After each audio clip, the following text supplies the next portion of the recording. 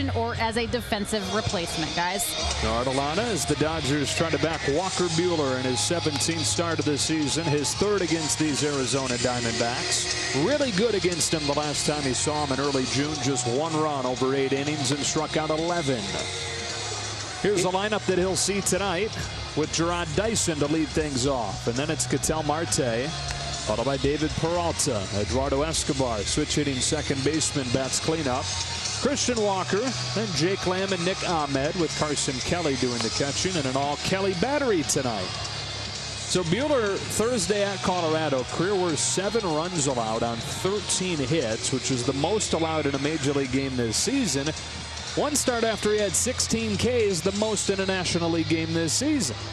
I think we'll see him back to what he did in his last home start. I think that there's going to be a lot of aggressiveness. It's something that he brings to the mound every day, but I think tonight it will be a little bit different coming off that outing in Colorado. And his pitches are going to react the way he expects them to react, so he's going to find his location a lot quicker. And I think he's got something to prove against these Diamondbacks. Remember, he only had 1 real start against a team coming out of spring training. Came out a little bit early with the slow play. The Diamondbacks took advantage of that. I think Walker's got a little payback in mind. A newly named National League All-Star for the first time. Here's Dyson to lead things off. And off we go with a fastball that just misses, says Vic Carapazza, calling balls and strikes tonight. And it's 1-0 on Dyson. Went 0 for 4 last night, struck out 3 times. Lifts this ball to deep left center field, sending Verdugo back to the track with room for the first out of the night.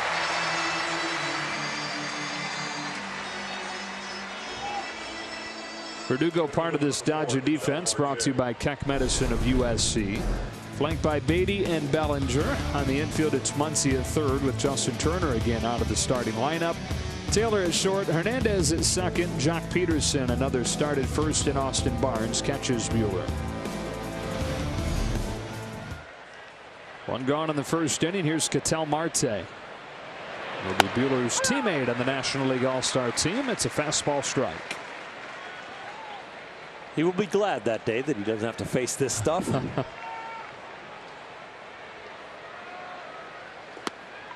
And probably vice versa. Walker be glad he didn't have to face Marte. He's been one of the best hitters in the National League this year.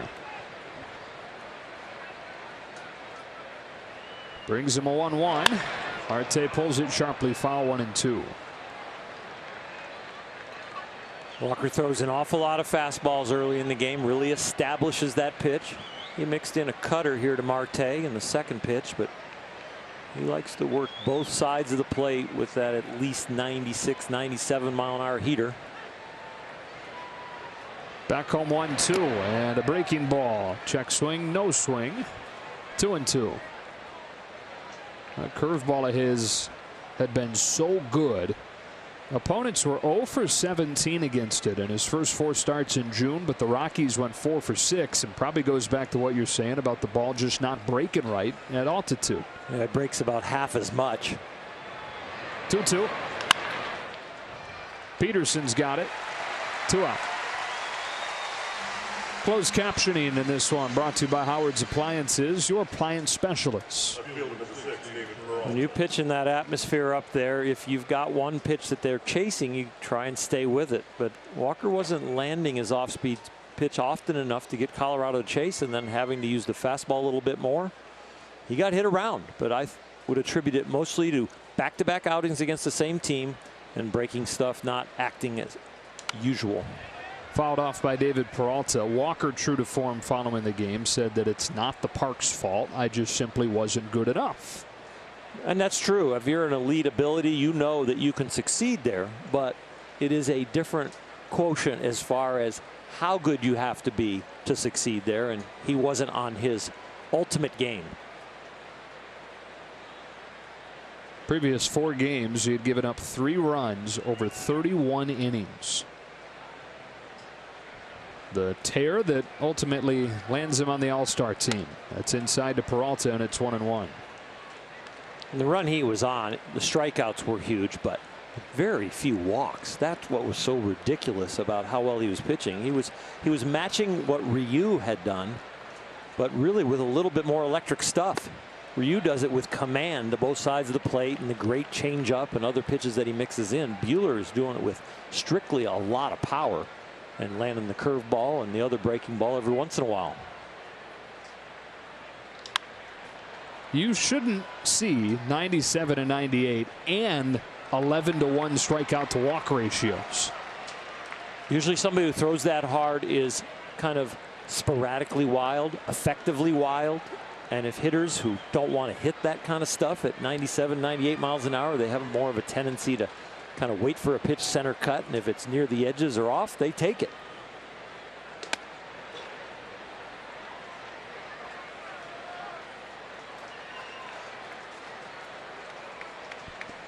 Count's gone full on Peralta.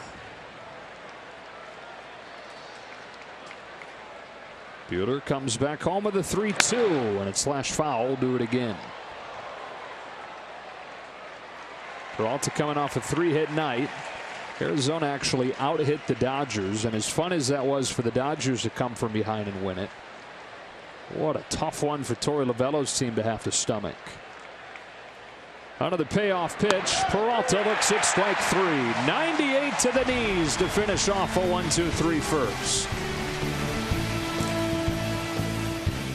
This, Jock Peterson to lead things off. Then Verdugo. Then Taylor with Turner getting another night off. In the heart of the lineup, Bellinger, Muncy, Hernandez, fresh off his 3rd home run in his last 7 games.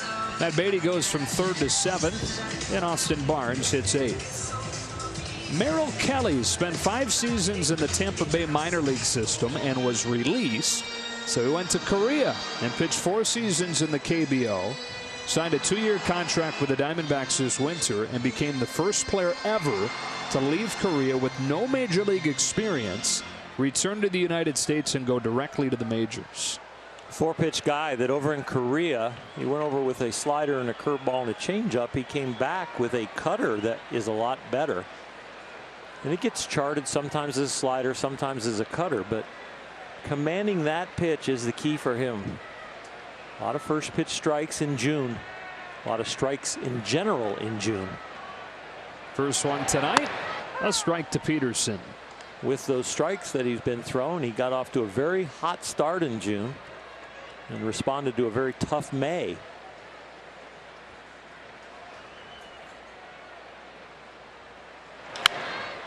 Peterson lifts one to center field. And Ketel Marte settle under it for the first out. He got off to that hot start, but the last few games, including allowing 3 runs over 5 innings in a loss to San Francisco his last time out, not nearly as good. Well, he started to get hit around, give up a few more home run balls. And he is best when he gets ahead of you because it's not elite stuff, and then is able to expand the strike zone, and that's something the Dodgers don't do. Just ask Greg Holland. Exactly. One of the guys that had a walk in that 9th inning, Alex Verdugo, with the bases empty and 1 gone. That's strike 1.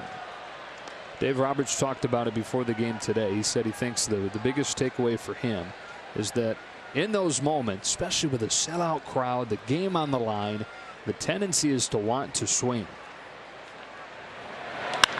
That ball's ripped to right at Dyson, though. 2 up and 2 down. And not just to have 1 or 2 guys pass the baton, but 5 walks in a row when the urge is to swing and try and end the game loudly. Really impressive, really encouraging stuff for Dave Roberts to watch. I don't think any big leaguer had a dream when they were a little kid that I was going to walk and be a hero. And so I know what Dave's talking about. It just doesn't fit the image. How hot has Chris Taylor been? Off of the bench last night with another base hit. And then it was Taylor that started the run of 5 consecutive walks, with the Dodgers not just down to their final out, but down to their final strike. Remember, he was behind in the count 0-2. He takes a strike from Kelly.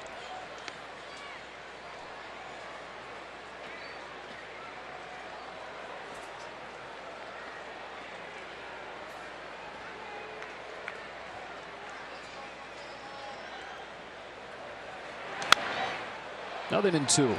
Chris's was the toughest of the at-bats because he was working with very little evidence that Holland had lost his control. Every batter after him really had a history of saying, I'm going to make this guy throw a strike. I'm going to make this guy throw more than one strike.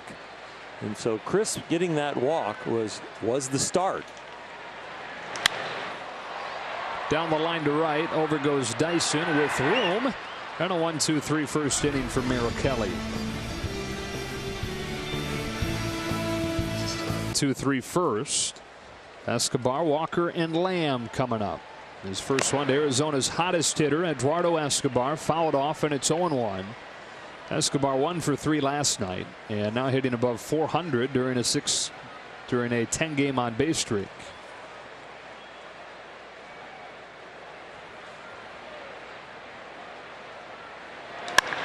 That's dug out and ripped to the right side for a leadoff hit.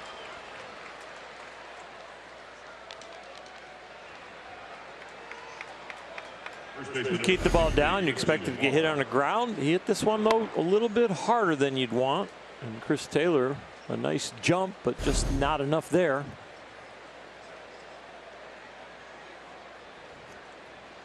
So the leadoff man aboard, and here's Christian Walker.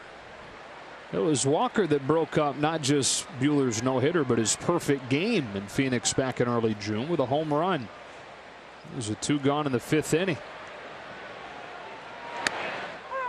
Wow.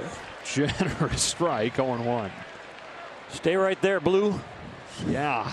I'll stay right there for you.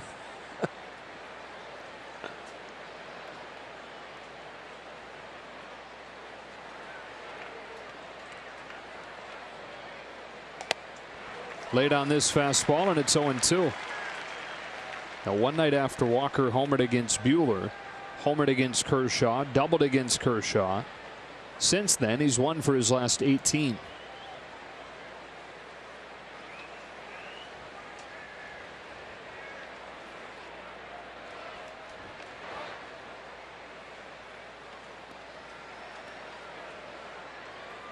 This is where I think about pitching to the defense. 3 fielders on the left side, 2 fastballs blown by him. Maybe think about throwing something off speed so he maybe pulls it into your defense.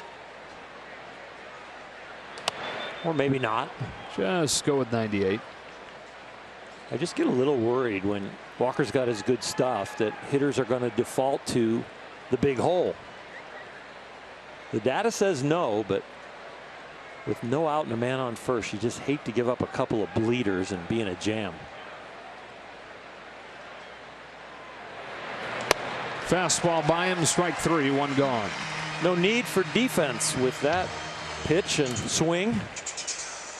The swing and the miss nullifies everything.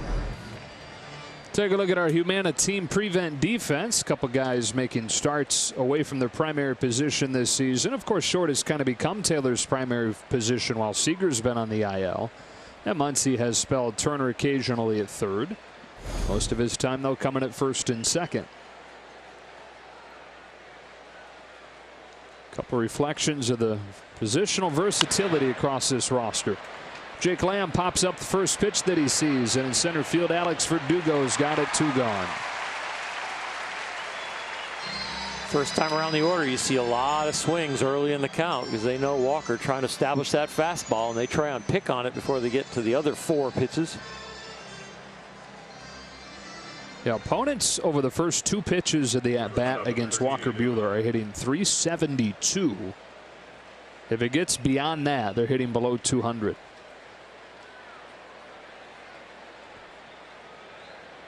Here's Ahmed. Home run last night. He's always tormented the Dodgers, it seems like, with a long ball. Perfectly placed fastball puts him behind 0-1. Ahmed in his career, a home run every 19 at-bats against the Dodgers. Compared to the rest of the majors, once every 46 at-bats.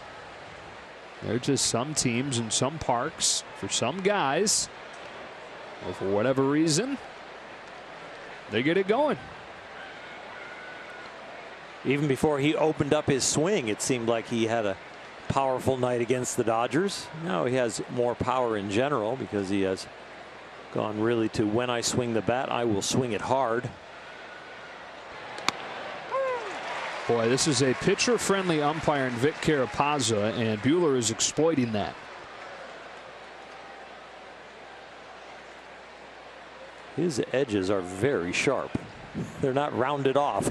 Edgy. Yeah. Froggy.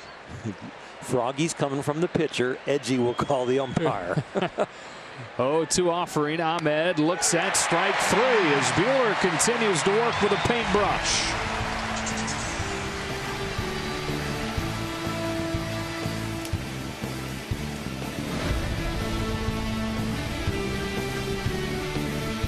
Against Arizona. He has owned Arizona. It's a home game for him no matter where it is, Dodger Stadium or his hometown in Arizona. Native of Chandler, Arizona. Takes strike 1 from Merrill Kelly. 27 home runs in the first half, 1 short of a Dodger record before the All-Star break. Gil Hodges and Duke Snider on that record at 28. That would be some pretty good company. Yes, it would. Dodger lore. 1 Hall of Famer and 1 guy that belongs in the Hall of Fame. Cody Bellinger leading off this second, and he's ahead 2-1. He joked around after the game about ball 3 in that 9th inning at bat last night. I'm not sure why he didn't just wear it. Jumped out of the way when, if he had just turned his shoulder, the game would have been over. He eventually got there. Hit off of the hands, fouled, and it's 2-2. There are guys that go up there and consciously will turn into it because it's part of their game. But if it is not part of your conscious part of your game, self-preservation comes in, and you're trying to get out of the way. That's just the way you've been bred since being a little leaguer. And if you've never really said, I'm going to put that as part of my game, it's very hard to do, to just get hit on purpose. 2-2. Full count.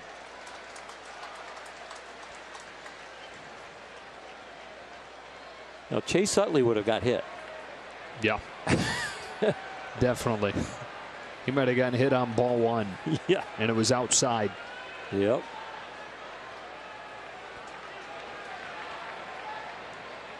Here comes the payoff. Bellinger pulls it foul, and we'll do it again. Threatening to make first base the hot corner again. They work him inside, and he's developed his swing so he can get the barrel on it. But it's definitely going to be, if it's fair, it's going to be right there by the first baseman.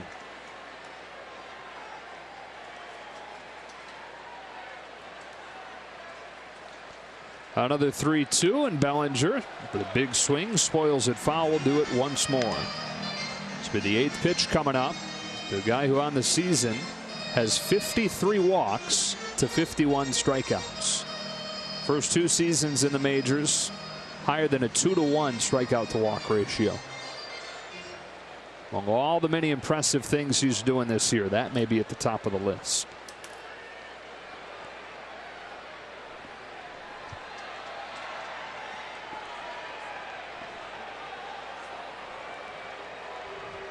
Eighth pitch to Cody Bellinger.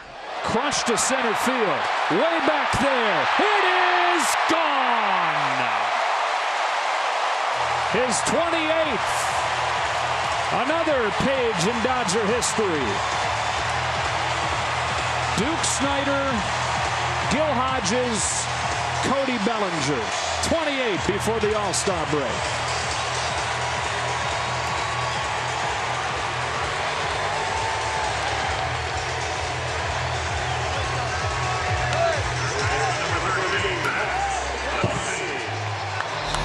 Hodges in 1951, Schneider in 1955, Bellinger in 2019. What a swing. Change up, 3-2 count, gets a strike and lets it go, and Mom loves it. Up comes Muncy, and he knifes a base hit the other way. So back-to-back hits to open the second. We look back at the first. He didn't try to do too much with it. When you hit it right back to where it's pitched and you hit it over 400 feet, Cody knew it was gone. He jogged to first base and enjoyed it. And it brings up Kike Hernandez.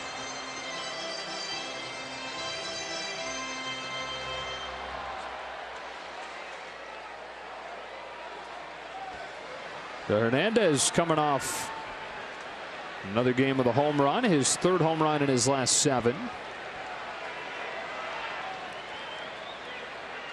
Out of the 6th spot tonight, taking ball 1 from Kelly.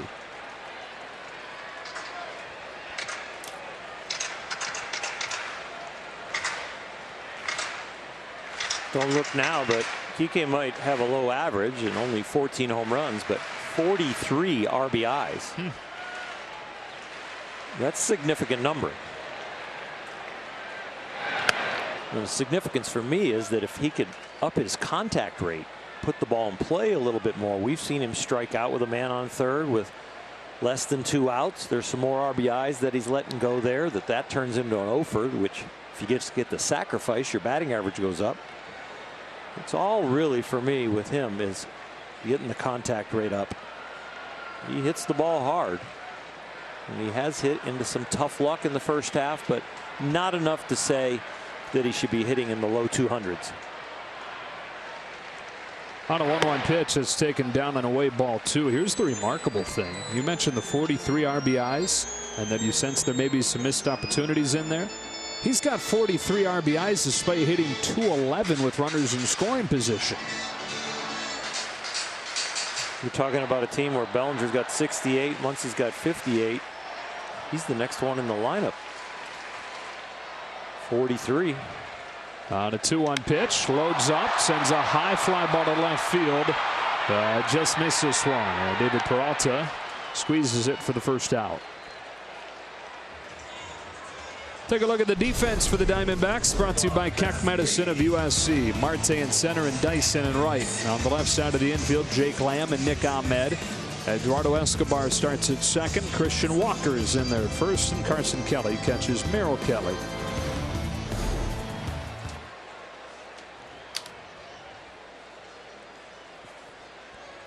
One 1-0 game and the Bellinger home run. And here's Matt Beatty. With a 1-for-4 night last night, has boosted his average to .375 at Dodger Stadium.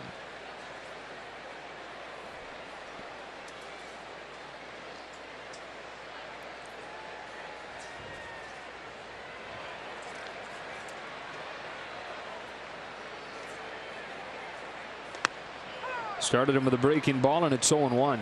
With Corey Seager and A.J. Pollock and David Freese all due back within the next week and a half or so. These guys that have been so vital, like Matt Beatty, Kyle Garlick, more recently Edwin Rios, good chance that their days are numbered in the majors, at least in this call-up. And in the case of Beatty, that feels like a tough one, doesn't it? This guy has done everything they've asked, especially if you're going to pick one of them out of the group, and they've all done great things. Matt Beatty has been a really important piece. All of them have filled in very well, but you know, if you're on the roster and you're young and the veterans are getting healthy, that you could be a candidate. I think Matt should feel the most comfortable with what he's done. Ground ball, weakly hit at second. Escobar twirls and goes to second. One, not in time at first. Beatty aboard on the fielder's choice. And that's number 15, Austin Barnes. 2 gone for Barnes.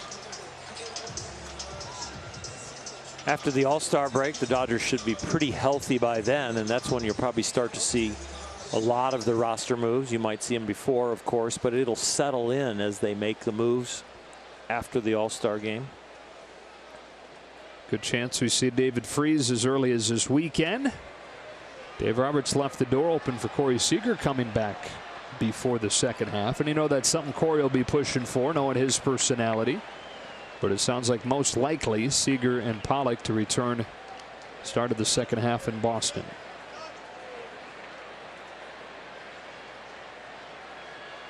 Well, the Dodgers win tonight, they will be a season high 30 games over 500, and that kind of padding helps them let people get a little healthier than I'm just healthy enough.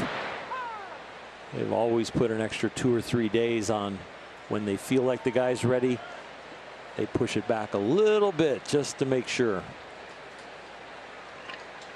little different last year when they were sitting in second place.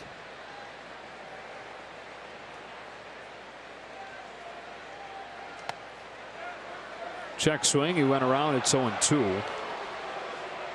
Yeah, they had the lead by the All-Star break, but it was by a half game.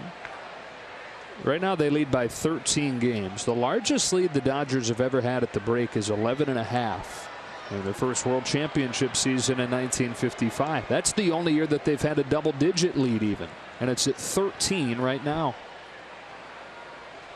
So it's logical that they're on a pace to break the franchise record for wins right now at 108.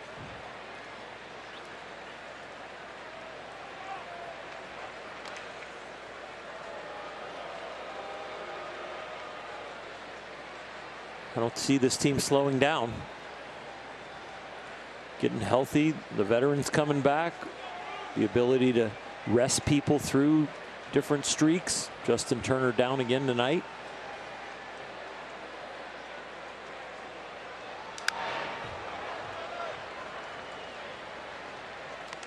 Yeah, that's the thing. I mean, they've gone through this run far from full strength. Dave Roberts mentioning Rich Hill today still hasn't picked up a baseball. That one doesn't sound nearly as promising as the immediate returns from the position players. Could be before, or could be September before Rich really gets going again. Barnes smacks one on the ground that'll sneak through for a 2-out hit. Beatty hangs on at second, first and second with 2 away. Nice to turn the lineup over, but real nice for Austin Barnes to find a hole. Looking for some statistics and some confidence. Picks on a breaking ball and hits it right back up the middle of the cage if you were working on your swing in practice.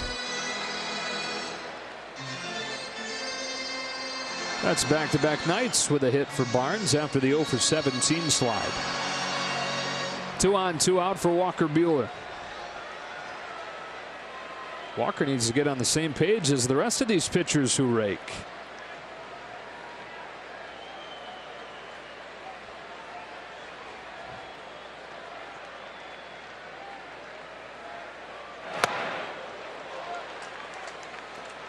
Ross Stripling dropped back into the rotation with the Rich Hill injury. Comes up with 2 knocks last night. Sitting next to Rich Hill saying, I'm the one that rakes now. Ross rakes.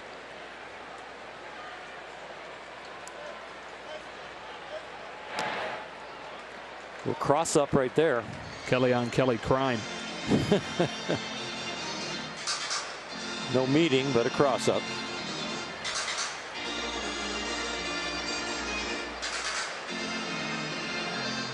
Not one of Kelly's pitches really stands out as the ultimate pitch for him, but the combination of the changeup and the cutter seem to be the out pitches. Getting ahead with the fastball. Seems to finish a lot of guys with the changeup and the curveball.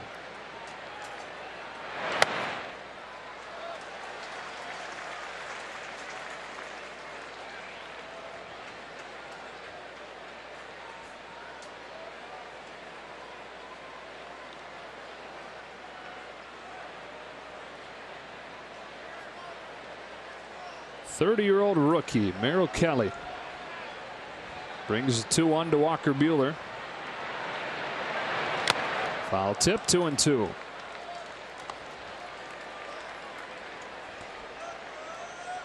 He went over to Korea because he got passed through on the Rule 5 draft, and like, here I am in AA, Rule 5 draft, nobody takes me, so I better try and go earn some money. So earn some money over in Korea. Salaries over there for a AA or AAA player a little bit higher than here. You're not making big league money, but you're making some money that could change your life if you think you're not going to make it to the big leagues. Went over there and got a lot stronger. Actually had an increase in velocity as he kind of reconfigured his body and did a lot of lifting and pitching. And learning. Said he kind of became his own pitching coach while in the KBO. Runners a move with his 3-2 pitch. And Walker Buehler lashes a base hit to left field. It gets on Peralta in a hurry, but with the runners moving on the pitch, it's an RBI single for Buehler. Barnes safe at second. Dodgers 2, Diamondbacks nothing. Walker Buehler is going to be a different kind of pitcher, the elite stuff, but he's going to be a different kind of pitcher as far as his complete game because he's a great athlete. And you can see in this swing right here, double tap with the front toe, short to the ball, line drive. I think you're going to see him do a lot of special things away from the mound as much as on the mound. It's just simply pitchers who rake. It's a new t-shirt coming up. Get them printing. They move fast with those things. So Jock Peterson gets his second at bat over the first 2 innings of this game. Having fly to center his first time.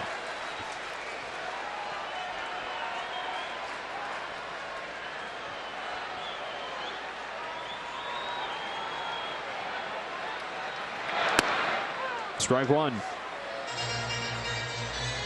Always nice to get 2 runs early and know you've got a pitcher's ump behind the plate. Runs become a little bit more valuable when the umpire behind the plate is a little wider than normal. Merrill Kelly's probably thinking, where was that wide strike on 2-2 to Walker Buehler? Probably thinks he should be out of this inning at this point. Instead brings an 0-1 to Peterson. That's hit off the hands in strike 2.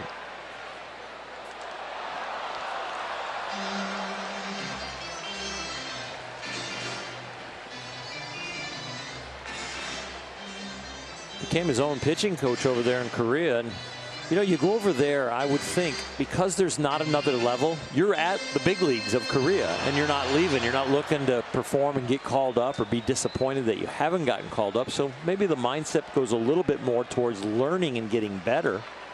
And as you get better, you just relax and do it. After struggling in the Tampa Bay minor league system, he struggled at first in Korea for becoming one of their top pitchers. It's inside to Peterson, and it's 1-2. But at first, new country with a new culture and the new language, new ball, different schedule. His now wife was across the globe. Once he got comfortable, he took off and became a guy the Diamondbacks wanted to sign to a big league deal.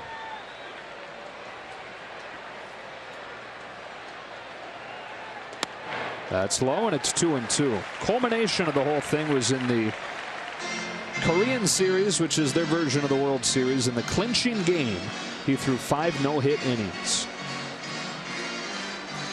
The Diamondbacks had saw enough, and a 2-year deal with an option in the Diamondbacks court, but the 2-year deal is worth around $5 million. So if he performs, he's a real bargain. And somebody that they really see as, you know, a 4-5, but a guy who's kind of settled the rotation because he's very good at kind of going deep into games. He can get you your 5 to 7 innings pretty solidly and stay out there even if he's getting rocked a little bit. And not much of an injury history. Some miles on there, but he's made all 17 starts this year. And pitching for his hometown club. He's from Scottsdale. A 2-2 to Peterson is taken low, and the count goes full.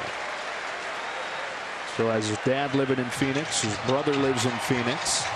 His mom is relocated to Seattle, but it's a much easier trip for her to the National League West than to head over to Korea to watch him.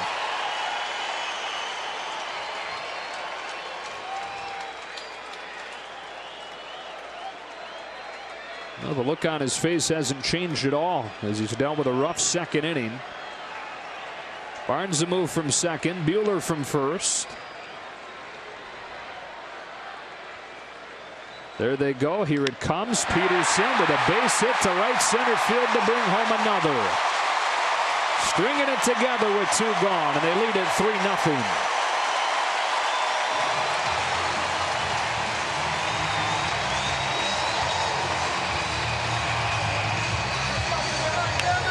Last 3-2 pitch to a power hitter was a home run to center field. Jock Peterson doesn't do that, but he does get a 2-out RBI.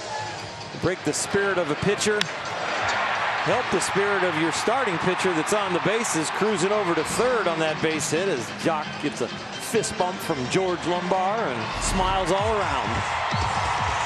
So doing it with 2 outs and doing it with 2 strikes. 4 of the 5 hits they've gotten against Kelly have come with 2 strikes. And after a 7-pitch first, next one will be the 33rd here in the second.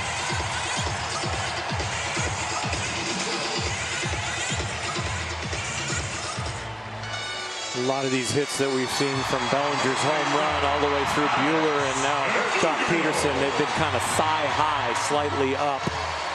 Pitches are up. You've got to either pitch down by the knees, slightly below the knees, or you got to pitch up around the shoulders or letters. Missing in the middle right now.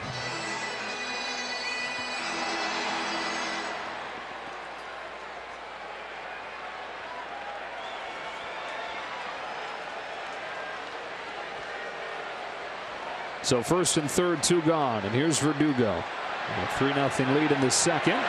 Alex takes a breaking ball for a strike.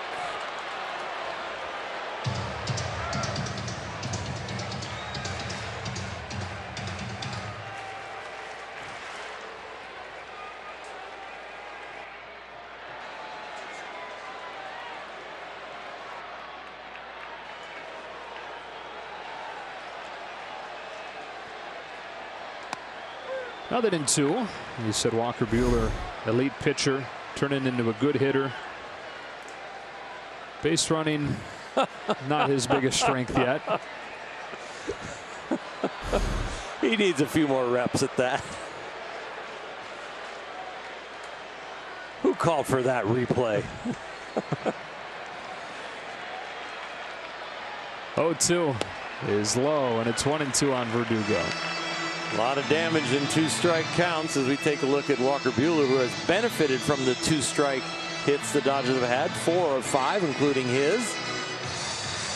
You know, Evo giving him a smile. Justin Turner has been not playing the last few days, but definitely been ragging on Buehler over there at third base.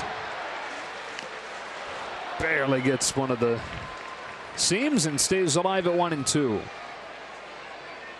And 4 of the 5 hits with 2 strikes, 4 of the 5 hits on off-speed pitches. Kelly having trouble finding something to finish the Dodger hitters off with. 2 on changeups, 2 on curveballs with 2 strikes.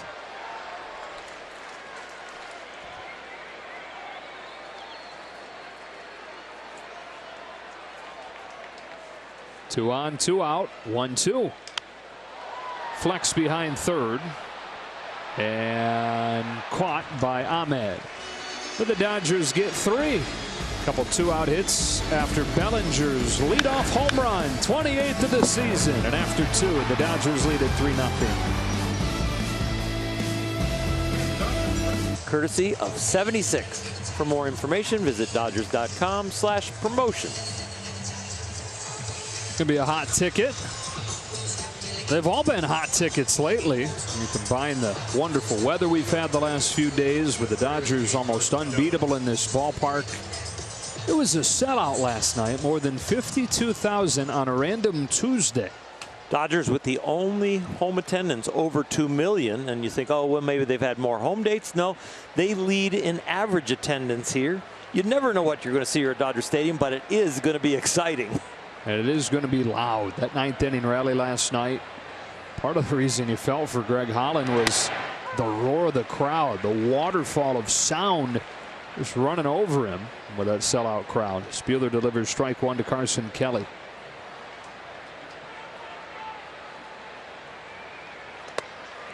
And when I say feel for him, don't stop, Dodger fans. No, that's the human side. You say you feel for him, but amazing. When you're on the pitcher's mound and that noise is coming from everywhere, it's beating off your chest. It's an added ingredient to performing well or performing poorly. When you know they're for you, it gets you pumped up, and when you know it's against you, it's one more thing other than a borderline call going against you. And every big league stadium is big and grand and majestic, but there's something different about the wall of seats in the grandstand at Dodger Stadium that I've got to imagine in a moment like that, as a visiting pitcher, can become overwhelming. It seemed to with Holland. I think he was shaken a little bit, shaken up by the fact that he couldn't deliver strikes, and shaken up by the fact that it just got louder and louder with every ball. Here comes the 1-2.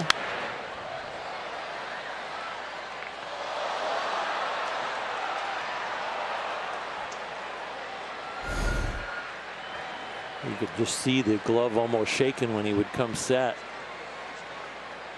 And that is not normal for closers. I don't think he is wired that tight. I think the moment was starting to get to him a little bit. Got him to chase a sharp slider, one gone.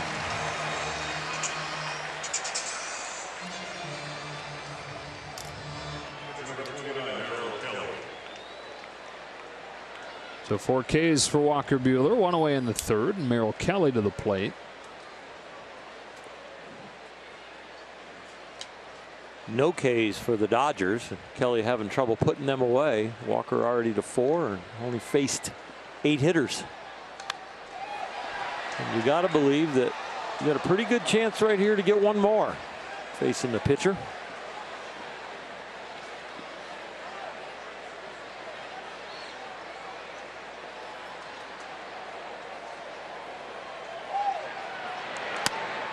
Man, that fastball command. I know there have been a couple that have taken off on him arm side, but glove side down and away. Holy cow. And he is in a hurry. Breaks it off to the outside corner. Back-to-back Ks, 2 gone. 5 strikeouts and 9 hitters. No walks. A ground ball hit. He is on his game.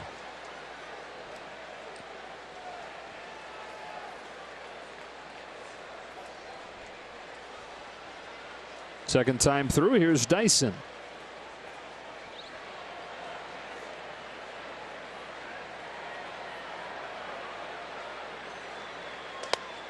Strike one to the top of the zone.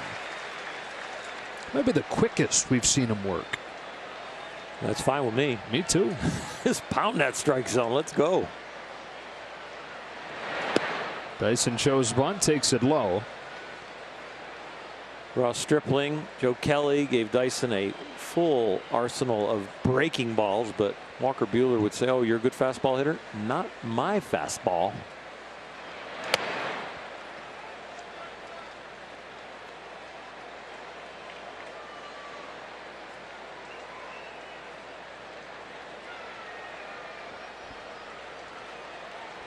On a 2-1, Dyson watches it catch the corner, 2-2.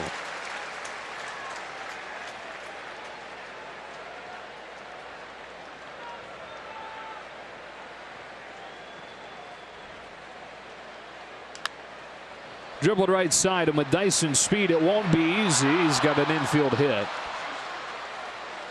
It's one of those plays that as Jock gets more reps at first, he might decide to go to the bag. If he fields that ball with Dyson's speed, there's no way you get an out. Once he leaves that angle and has to leave the first base area, Kike's not going to get it.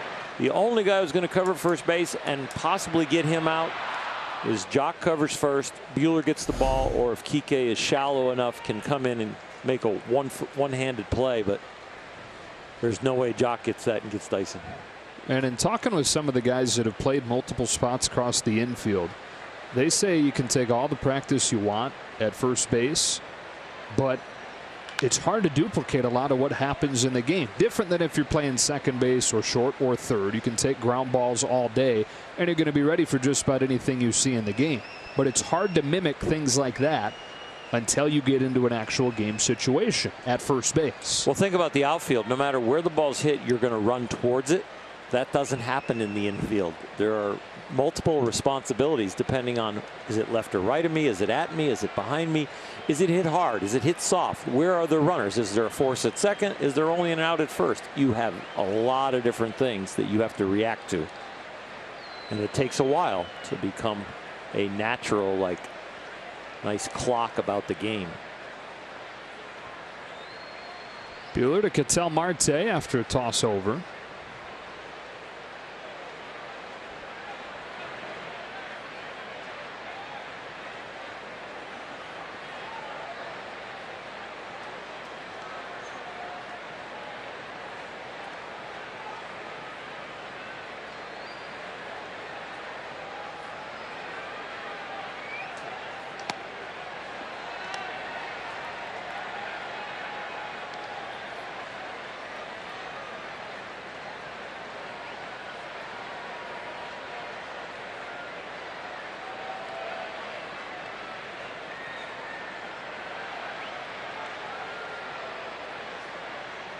Butane.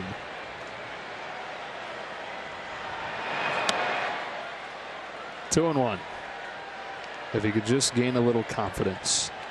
Yeah, I don't know if he ordered it or the glove company just sent it that way, and he goes, yeah, that'll work. Yeah.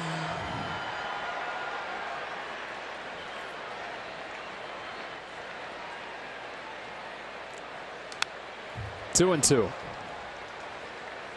There's a story about Brian Dozier coming over at the trade deadline last year, and before he played behind Walker Buehler, just getting to know the rookie a little bit. And he asked him, so what do you like? Who do you compare yourself to, kind of? And without hesitation, Walker said it quite a bit like Justin Verlander. You know, he's like 20 starts into his major league career at that point. Yet to have those big moments like we saw in 163 and in the postseason.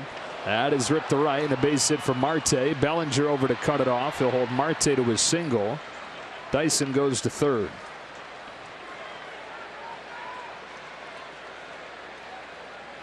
It's time for him to do his best Verlander impersonation here. It was a curveball, and it was a good piece of hitting.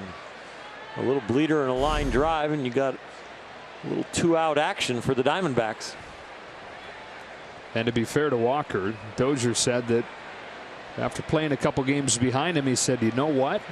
He wasn't lying. I get it.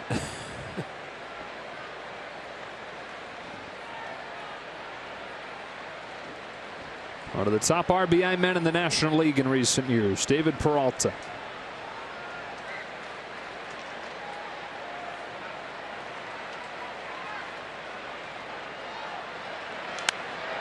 Strike one.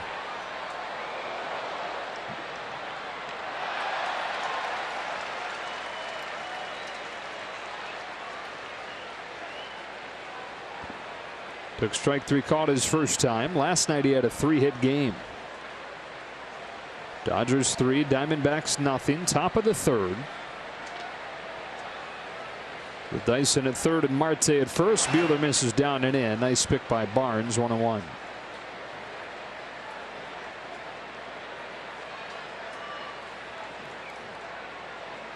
One hit hard, one hit soft, but both hits this inning on two-strike curveballs.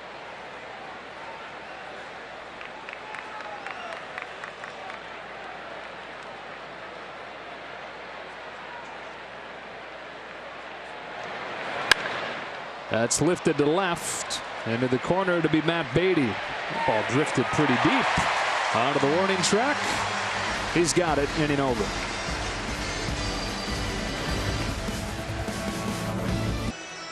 So the Diamondbacks without their three-hitter moving forward. As they try to come from behind in this one, the Dodgers try to add on. 3-0 as Taylor leads off.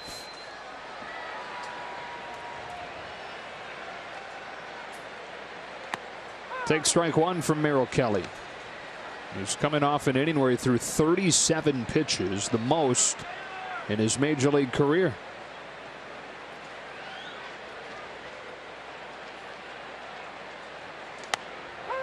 Back-to-back pitches to the corner, 0-2.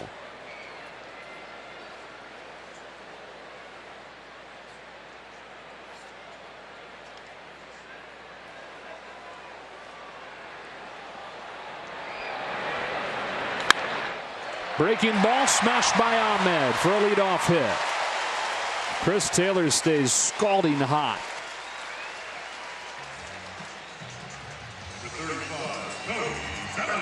Up comes Cody Bellinger, who homered his first time up.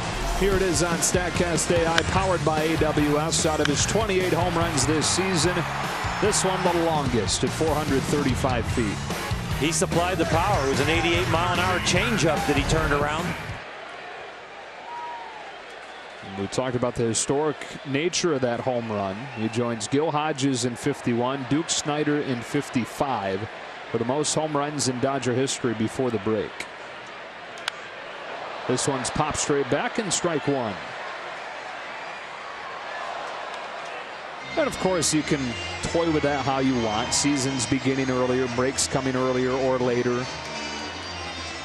So this is by no means the end all be all, but it is another spot that's fun to look at Cody Bellinger historically.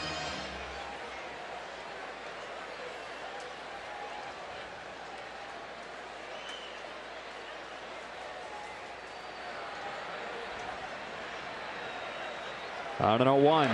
Bellinger hits another high fly ball to right center field, and he just got under this one. But a fraction of an inch lower, and we might have had a new longest home run of the year for him. It seems like every at bat, he either just misses it, hits it super hard, but somebody finds it, or he gets that routine base hit, double, home run. Routine home run. Yeah.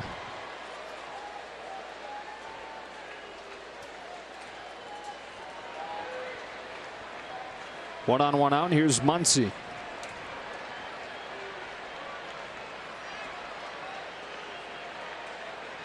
Max, who singled his first time, takes ball one. It, for Max, was a rare hit against Arizona this year. They've pitched him really tough. He's now 5 for 37 against the Diamondbacks.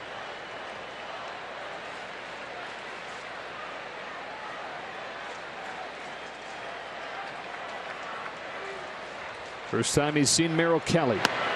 Big rip at a nice breaking ball, and it's 1-1.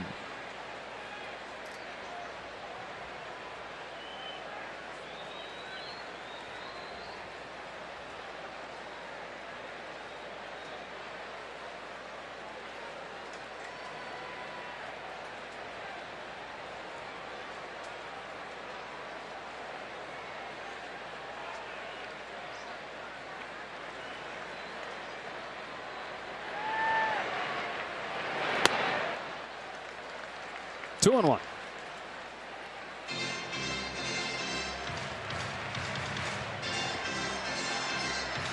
From one at bat to another, you just have confidence in Max Muncy. His approach, the way he gets in the box, the way he looks out there, he never looks in a rush. Never looks overwhelmed.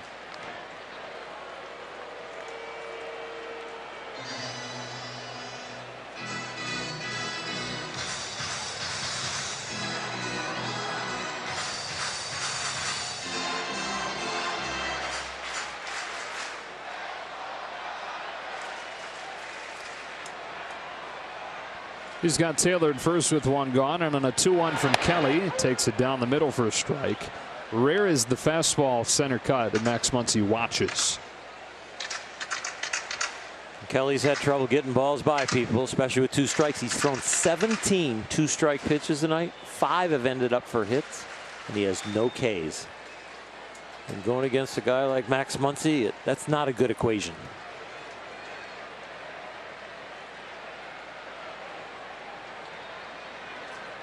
On a 2-2, Muncy reaches out and protects the outside corner. On an off-speed pitch, which he sees more than anybody in the Dodger lineup.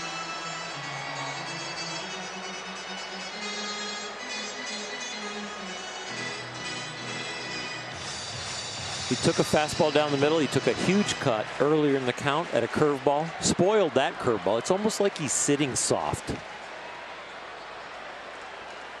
See what he gets on another 2-2. Back to the fastball, and he pulled it weakly to second. Out at second, late at first.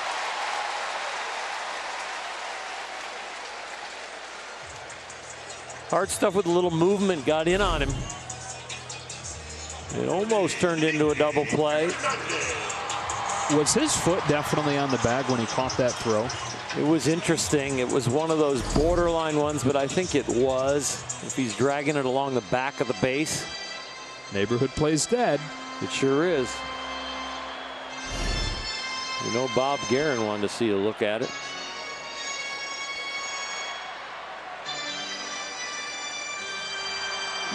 Yeah. He got it.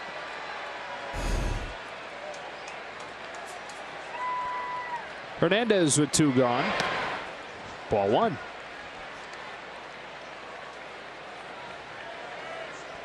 Flied out his first time. And the home run that he hit last night was his 5th against Arizona this year. Kike Hernandez is to the Diamondbacks, with Nick Ahmed is to the Dodgers this year.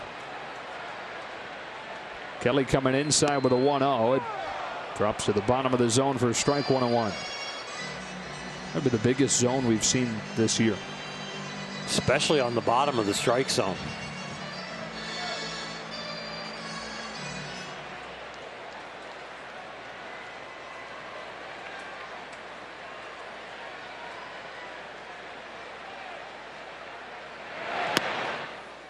Two and 1. Here's that home run last night on our Carl scan. Cleared the front side just in time to get that barrel through.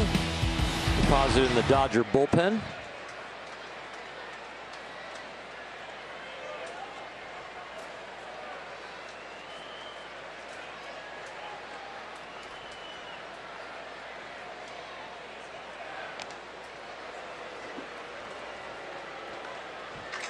Well, you are really developing a reputation when you are checking on Max Muncy with 2 strikes and 2 outs that he might be stealing. What's that reputation? Are you faster than you look? You've lost weight, you're off dairy, and you might be able to fly. Scouting report on his diet is out. Coming inside again, and a swing and a miss, 2-2.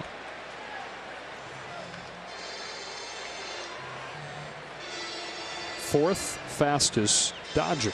I know, and it really is deceiving speed. Bellinger, Taylor, Pollock, Muncy. Third active fastest Dodger.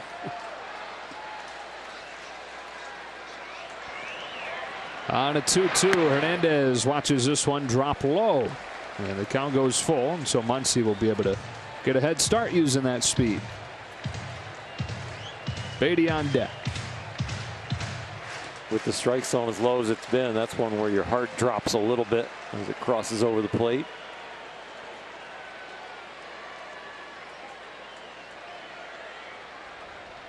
Three-two. Pulled sharply to short. Ahmed's got it. And that's that for the Dodgers in the 3rd.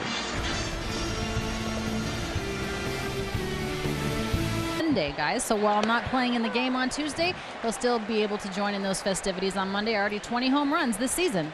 All right, Alana will be his 2nd stint in the home run derby. Did it as a rookie. 3-0 game in the 4th. Heart of the order. Eduardo Escobar waits on a breaking ball. Chris Taylor can't get it, and it sneaks its way through.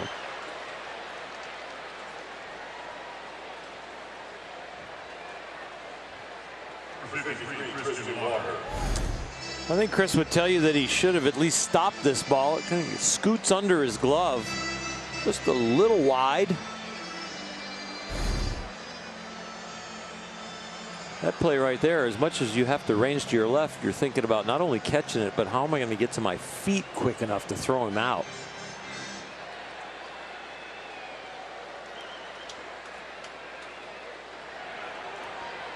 So the leadoff man on, and Christian Walker looks at a fastball strike.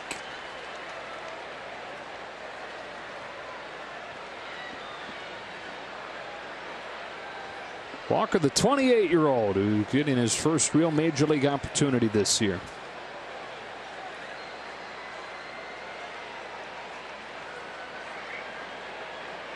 Couple former College World Series stars going at it here. Buehler against Walker. Former SEC stars. Walker played at South Carolina, won 2 College World Series titles. Fouls it off, and it's 0-2.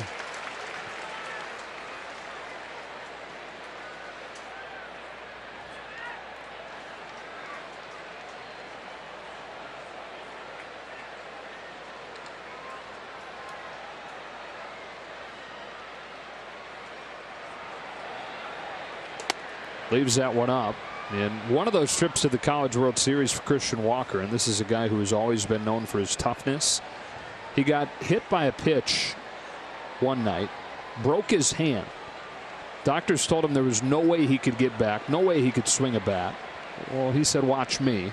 Taped it up heavily, black and blue and swollen, heavily taped, tried anyways, and in the championship clinching game, 3 hits. Legendary stuff from Christian Walker.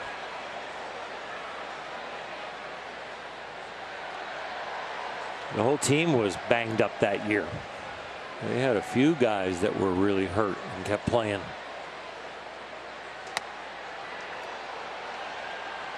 But not at that level. Yeah. Not a hitter with a broken hand.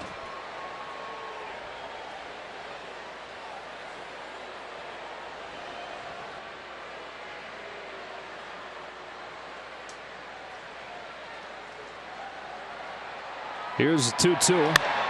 Fastball lifted to center field and deep. Verdugo, track, wall, gone. Christian Walker takes Walker Buehler deep for the second time in as many games against him over the last month. And the Diamondbacks within 1 in the 4th.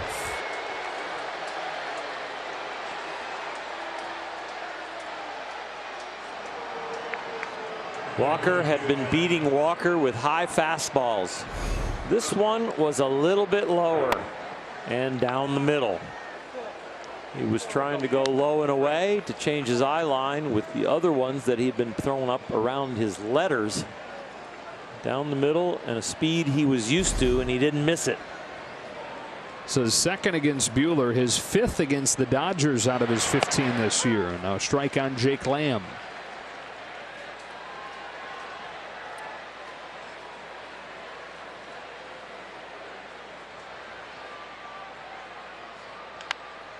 It's foul and it's 0-2. Everybody's okay down in that first row there. Lamb flat out his first time and is 2 for 13 since coming back from the injured list last week. Missed most of the first 2.5 months with a quad injury. A little bit low and in, ball 1. This is a guy who, man, he was one of the best hitters in the National League for a span of about a year.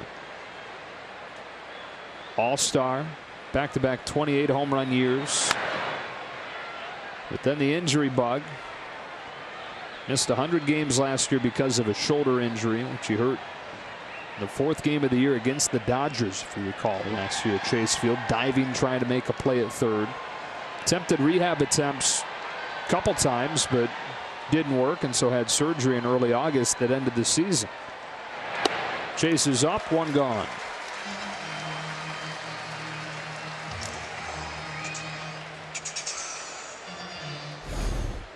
This is where you want the fastball when you get ahead. You know, a little bit too low or a little bit too high. Hitters pretty much got to start the bat and respect the fastball. If it ends up that high, you're going to get them.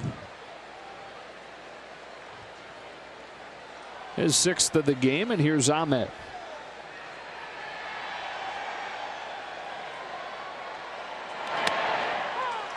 Man, Nick Ahmed cannot be happy. There were a couple pitches out there in his first at-bat that he didn't like. You might as well just stay out there if you're going to get that much. That's a nice property line.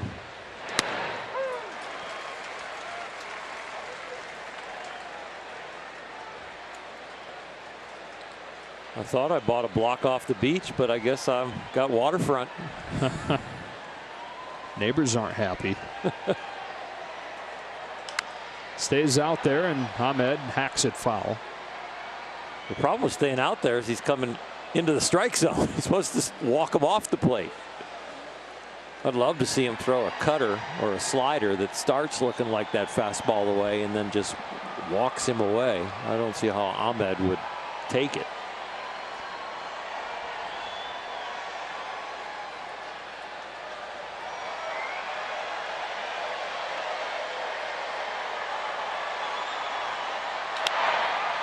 Yanked over short, base hit left center. He threw the right pitch, had the right intention, just made a mistake with it. And so when it becomes a strike and it's a slider or a cutter, it's just a less velocity fastball that Ahmed can get to. They're trying to go low and away to get him to chase, but you see how the ball come out a little early, kind of flattens out and ends up down the middle.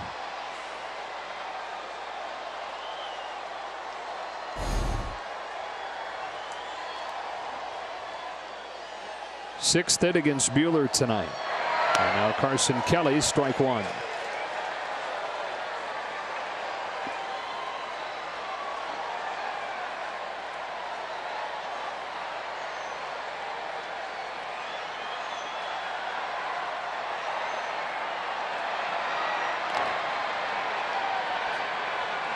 Diamondbacks doing kind of the same thing Dodgers are doing. That is succeeding with 2 strikes. 4 of the 6 hits have been with 2 strikes.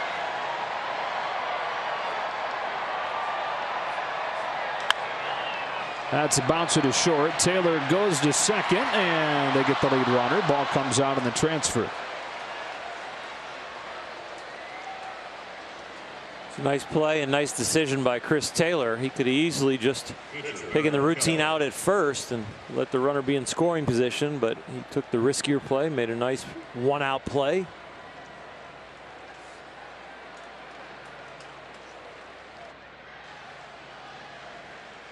Here's the pitcher, Kelly.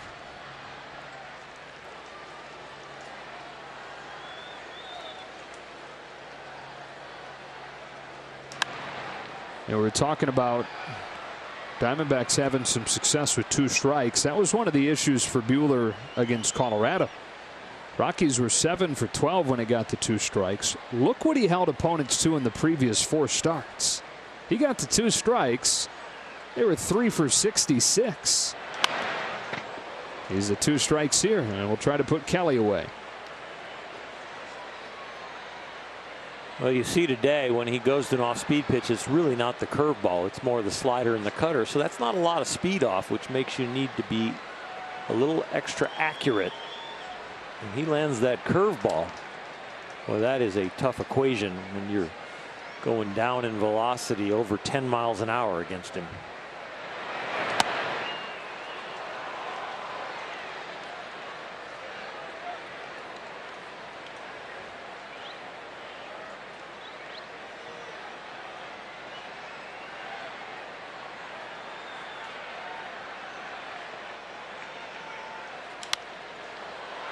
Swatted to second, Hernandez.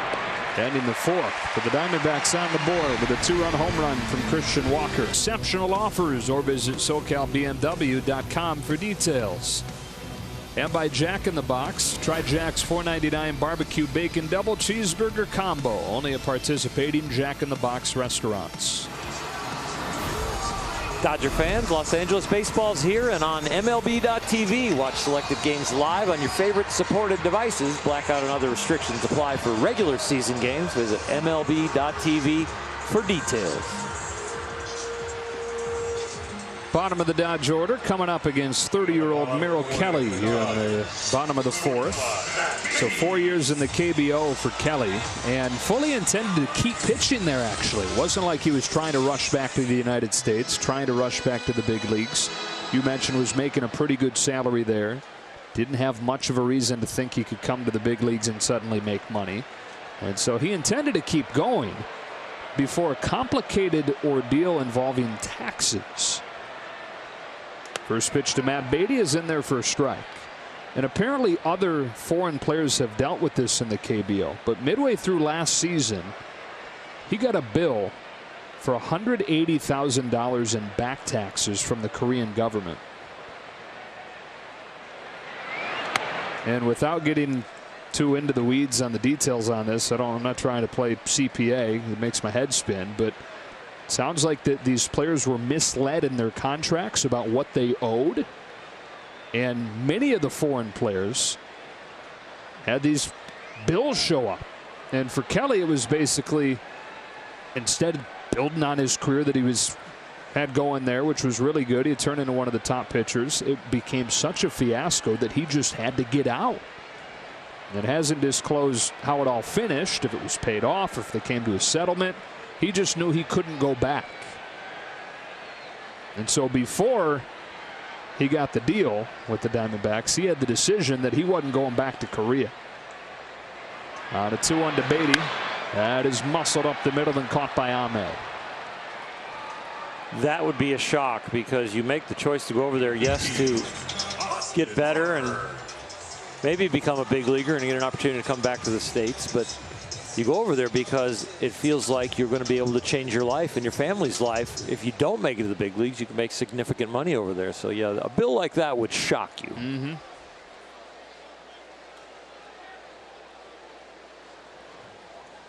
Barnes Singleton scored his first time and fouls this one back. Pretty good landing spot, though, for him to go from saying, I just got to get out of Korea, got to get out of the KBO, to that 2-year contract with an option for his hometown team.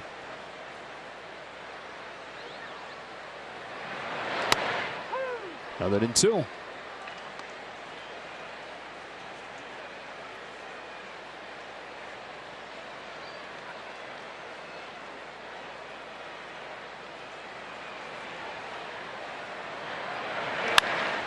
Barnes gets his hands in and floats one to left field. Timo Castro, earlier replaced David Peralta, makes the catch.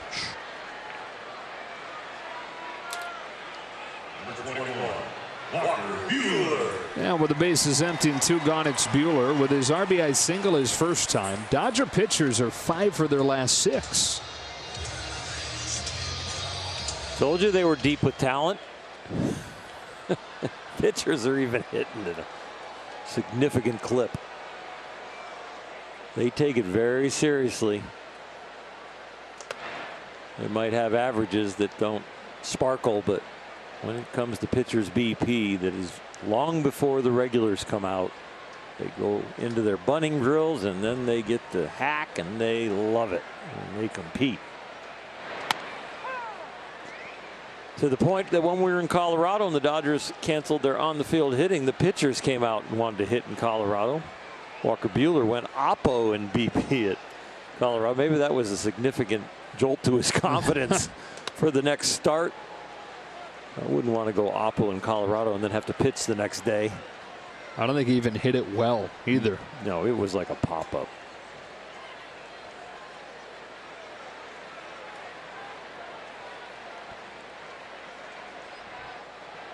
Kelly to Buehler, 1-2. Yeah, and he struck him out. A 1-2, 3/4, a 3-2 game to the 5th. Win Sandy Koufax, the Hall of Famer, doing it twice, 1955 and 1962, with 18 punchouts. Ramon Martinez, Deo Nomo, Dazzy Vance on the list as well. Walker Buehler off to a tremendous start of this young career, guys. All right, Alana. Dazzy Vance, Hall of Famer, who debuted in Brooklyn as a 31-year-old. He pitched a handful of games for different organizations before that in his early 20s, but he spent most of his 20s dealing with nagging arm pain, most of that time in the minors. And then there was this crazy injury that happened when Dazzy Vance was 29 years old, playing poker with some of those minor league teammates. Top of the order for the Diamondbacks, Gerard Dyson fouls the first pitch Buehler throws, and it's 0-1. So he banged his arm on the end of the table, apparently, kind of arrogantly sliding the pot in after winning. And, yeah, it forced him to go to the doctor. And they found some issues in there. Pain was so bad that it was worse than anything he'd felt pitching. So he must have really banged his arm on the table. And they fixed whatever the underlying problem had been in his throwing arm. He said he woke up one morning and learned that he could throw again with no pain. That is just foul in 1-2. And so he signed with the Brooklyn Robins the next year and spent 12 years with them. Led the National League in strikeouts 7 consecutive seasons and pitched until his mid-40s, won almost 200 games. Dazzy Vance. His real name was Arthur. Started calling him Dazzy in the minors for his dazzling fastball. And Buehler was right on his heels the last time he pitched here with those 16 Ks. How many people believe that story, that he really got hurt in a poker game? Sounds like a classic 1920s baseball story, doesn't it? Yeah. The old poker injury got him. Can you imagine if a player came to spring training or in between starts and came to the ball club and said, I got hurt, my arm is killing me. How'd you get hurt? It's this poker game and I was raking in a big pot and kind of got excited about it, hit my hands against the table, my elbow hit right in the right spot. I'm down, man. I am down. No way. Behind the bag, it's Taylor. Now, again, to be fair, Dazzy Vance's arm problems came from pitching, but the surgery that came from banging his arm on the table, swiping in the pot, breaking in the pot, that's where they fixed it. You don't have to protect Dazzy Vance to me. I believe all your stories. I believe the research is accurate. I'm just standing up for Dazzy. Last time I'll do that.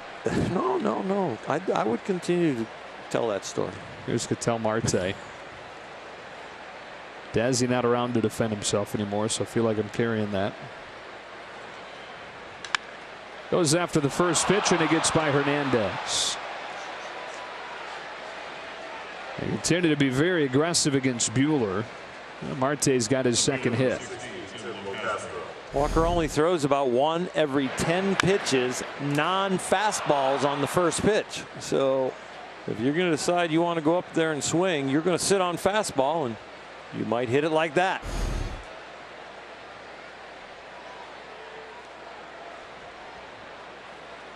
First time up there for Tim Locastro. Replaced David Peralta after Peralta's fly out in the third. And fouls the first pitch off. That's a big loss for Arizona. Peralta, one of the linchpins of that lineup, pitched third every day and had a 3-hit night last night.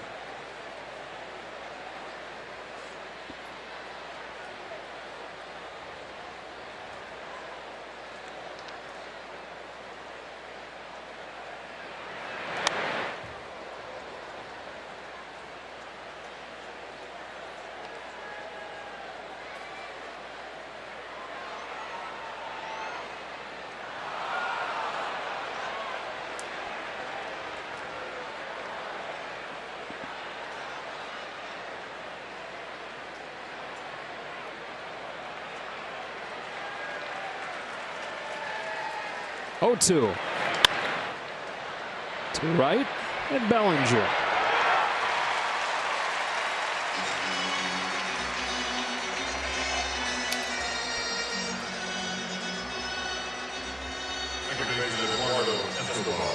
And now Escobar, who has singled both times tonight, hitting close to 500 during a 10-game on-base streak.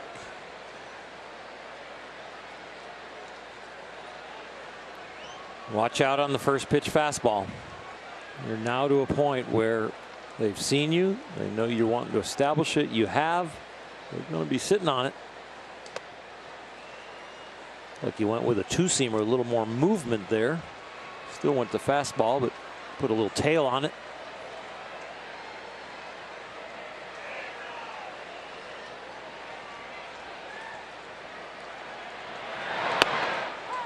That's in there, 1-1. He's thrown about 75% fastballs tonight. That kind of ratio makes hitters go, you know what? I'll just tip my hat if he throws something else.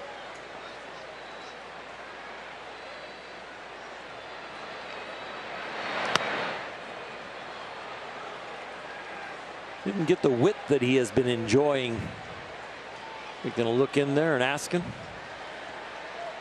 Up or off, he asked. Both. Mostly off. Here comes the 2-1. And he lands a breaking ball. That's the thing. If they're going to just watch the non-fastballs, you got to land them. I like it when he becomes unpredictable. I think establishing the fastball is a great way to be, but then after the second or third time around the order, I think it's time to trick them a little bit, at least here and there, and put it in the back of their head, because it's going to give you more room for error with the fastball, and you might get a lot of benefit and get some strikeouts and easy outs with the breaking ball.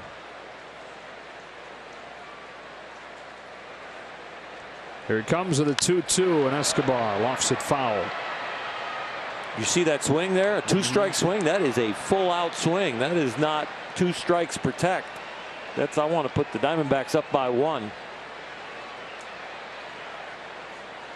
If you can feel it in your hand right here, I think you can spin them like a top with a bounce breaking ball that stays on the plate. Not a back footer. One that is on the plate and drops right on it. Sticking with the fastball, and they get him swinging. He has the highest swing and miss rate in the majors on fastballs up. In Toyota's summer savings event. Back at Dodger Stadium, Dodgers trying to get their 31st win out of their last 36 games here. Top of the order against Merrill Kelly. Jock Peterson takes one. It was a few inches off of the plate, but a strike, and that's been consistent with a zone from Vic Carapazza tonight. Very pitcher friendly. Buehler's exploited that to the tune of 7 Ks. Kelly just 1.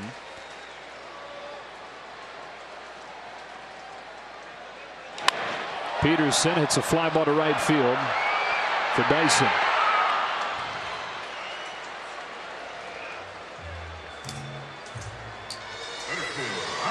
Kelly got a little shot in the arm when Walker hit the home run for him, and he's only down by 1. This is the thing the Diamondbacks have really loved about him. He just can eat innings. He doesn't give up. He keeps grinding away, and he'll give you some really good outings, but in the bad ones, he's not a guy that's going to melt down. That's the perfect number 5 in a rotation. Yeah, just watching his facial expressions tonight, or maybe better put, just watching his facial expression tonight, been impressive.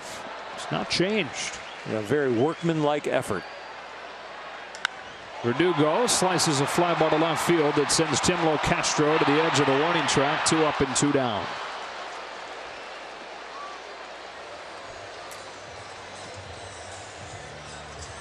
The guys are used to the ball carrying a little better here at Dodger Stadium, but tonight we kind of had that warmer day, but the typical drop 10 to 15 degrees after the sun sets. Only 70 degrees right now, and well, not really carrying.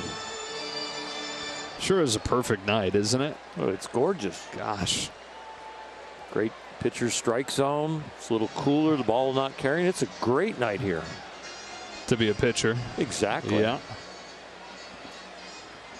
And to be a fan, it is very comfortable. 2 up and 2 down as Kelly's retired 7 in a row, and that is ball 1 on Chris Taylor. The Dodgers, since Jock Peterson's RBI hit in that 3-run second inning, 1 for their last 10. On a 1-0 pitch, Taylor lifts it off the end of the bat to right center field, and 3 flyouts in short order in the 5th.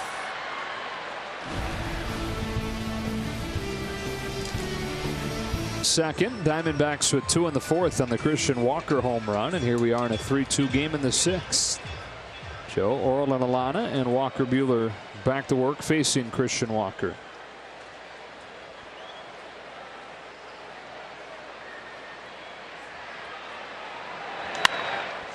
Fastball popped up. Jock Peterson dances under it, makes the catch. 1 gone here in the 6th. Then we welcome inside the broadcast booth Joe Davis and Al Hershiser. Overall tonight, what have you thought of Walker Buehler?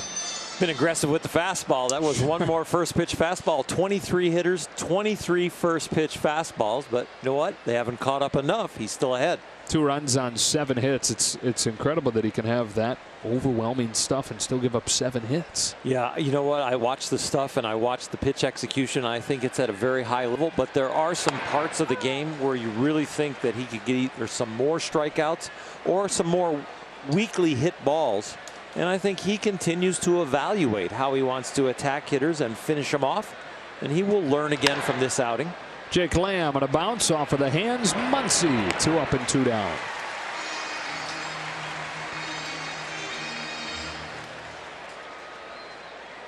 His ability has raised the bar so high for him that it is kind of a shock when he has more than a hit per inning pitched and less than a strikeout per inning pitched. He's right there with the strikeouts, but it does seem like with his stuff, it'd be a little bit easier.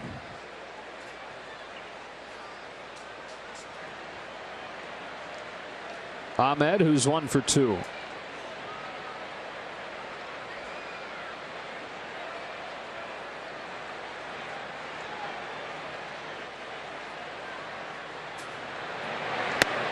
Strike 1.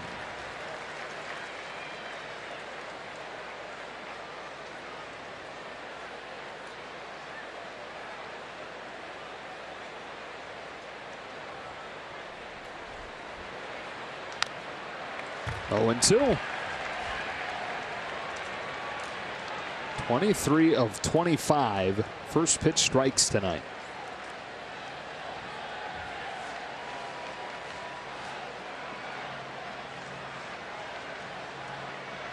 Some would call it aggressive. Some would call it egotistical.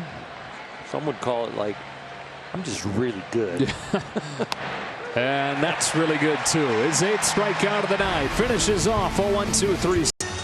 The teeth of the Dodger lineup coming up here in the 6th with Cody Bellinger to lead it off against Merrill Kelly. 28th home run of the year, his first time, and then just missed. Flight out to center, his 2nd time up. Kelly's first one. A breaking ball low. Always looking for a little bit of padding. 3-2 game. They've had Arizona's number most of the year. Dodgers with 7 wins. Arizona with only 4. What a hot streak the Dodgers are on here at home. With the last 35 home games, they've won 30 of them. I mean, it's July, and they haven't lost 10 games at home. Total. 1 and 2. Yep. Set on a roll of 7 in a row right now after they walked into that one last night. A walk, walk, walk, walk, walk off.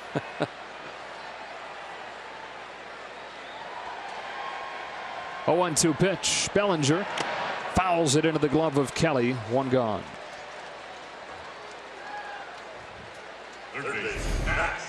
Kelly has not backed down from the challenge, and you know what he lacks in a little bit of exceptional stuff in each individual pitch, he has found in location. He's made a lot of good pitches, hitting his spots.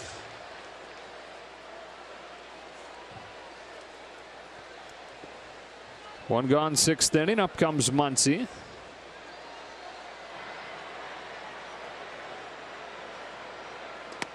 First pitch breaking ball, 0-1. That's a completely different theory than Walker Buehler. First pitch breaking ball to Bellinger. First pitch breaking ball to Muncy. He's also got about 5 mile an hour on him.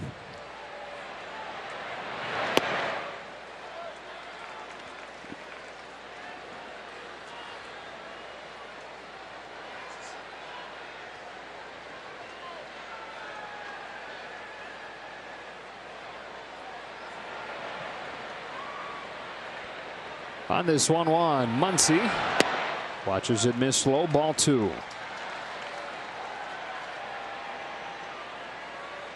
You know, in a lot of ways, that 5 consecutive walks are always ridiculous, and you're probably never going to see it again to finish a game. It was a very 2019 Dodger way of winning a game with everything they preach offensively. That lands, and it's 2-2. From day one that Robert Van Scoyoc got the hitting coach job, him and Brant Brown, co-hitting coaches really, have preached waiting for your pitch, doing damage on your pitch, and not giving in, not chasing. Easier said than done, but it's become a philosophy that permeated throughout the lineup and that you see pretty much every night.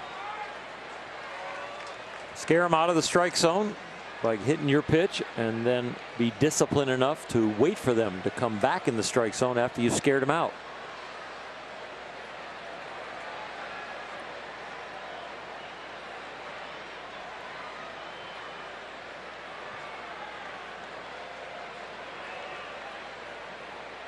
Another 2-2 and another foul. About the biggest reaction you'll see from Max Muncy during an at-bat. If he happens to swing it one maybe a couple inches outside, or when he fouls back one, he should have toasted. A little longer stroll than usual between pitches before he digs back in, and Kelly brings him another 2-2 pitch. That is a fair ball. Christian Walker feeding Merrill Kelly at the bag for the second out. It's a double dose of fireworks this weekend when the Dodgers host the Padres. Come to Dodger Stadium when the Dodgers take on the Padres, featuring holiday fireworks presented by Budweiser tomorrow on July 4th, and Friday night fireworks presented by Denny's on July 5th. For tickets, visit Dodgers.com/promotions. Well, since Chris Taylor opened the game, or opened the third with a base hit, Merrill Kelly has retired 12 straight. Or 11 straight.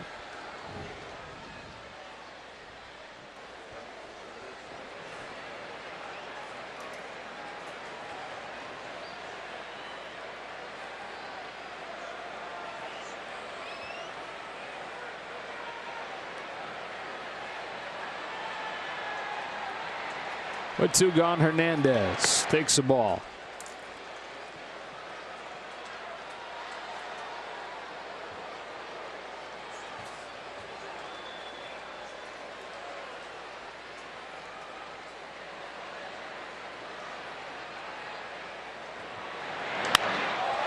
High fly ball to left field and deep. LaCastro, track, wall, leaping catch.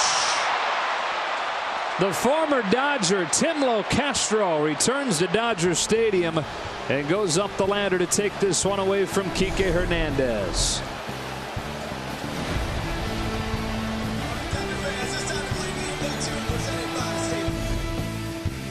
An all new Backstage Dodgers. Take a look back at my off-season trip to Dubai with Ross Stripling and Bob Guerin as we put on a baseball clinic at Dubai Little League and explored the world's tallest building. Don't miss Backstage Dodgers Friday after the post game on Sportsnet LA. Speaking of clinics, Walker Buehler is putting on a first pitch strike clinic. Gets another there. Flied out to center. Did Carson Kelly. And a pinch hitter comes up for Merrill Kelly, ending his night. It is the very powerful Kevin Crone. I could tell you that he's very powerful, or you could just look at the man and know.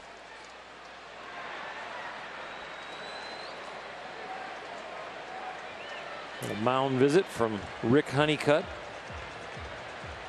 This has become tradition with pinch hitters. And it's a pretty in-depth scouting report, Rick. I think a lot of Dodger fans know that he doesn't only just read the data, but he goes back and watches each individual pitch. So there is charting that goes on, but after the charting, he's got the chart in front of him, the data in front of him, but he's actually going back and looking at the shape of a curveball, the shape of a slider. Is it charted exactly right? And he comes with information that has been processed at another level. Buehler 93 pitches after that first pitch out. Pedro Baez warming. And Crone to the plate in a one-run game. And I know it's the Pacific Coast League and the ball flies like nowhere else, but Kevin Crone in 55 games there has 29 home runs. Swings and misses at a first pitch cutter, and it's 0-1. 23 games at the big league level. He's got 4 long balls. So let's get this right. He threw his first breaking ball or slash cutter on the first pitch. Wow. And he comes back with a curveball. I'd say the report is he's a good fastball hitter. They don't break like this in the PCL. They don't break like that in Colorado. You needed that one there, but you're not going to get it. Yeah, boy, he just carved him up. Cutter slash slider. Breaking ball to the inside corner. Cutter slash slider to get him swinging. Everything had a bend in it. And this one you had no shot. 2 feet off of the plate. Need a longer bat. A pole.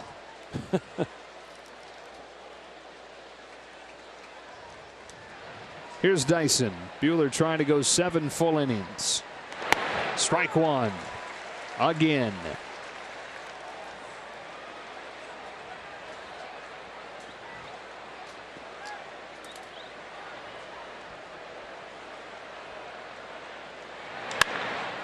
To left, sending Beatty back. He'll turn and watch it bounce up into the first row for a double.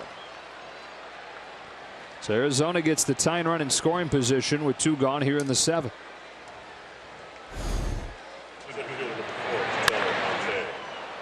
The fastball just puts the barrel on it. Not a big swing. Let Walker Buehler supply the power.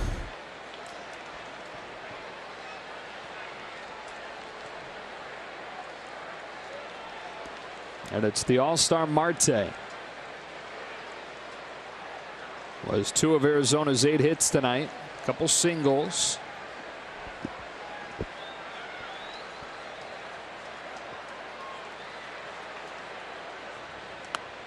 Strike one to the bottom of the zone.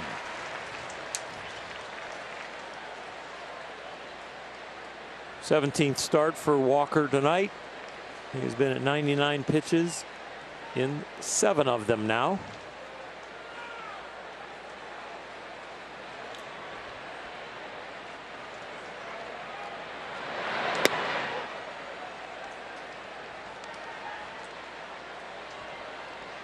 He knows it's probably his last inning, and he wants to leave the game with the Dodgers ahead, give himself a chance for another W. First start since being named to the All-Star team. Wants to increase on that resume.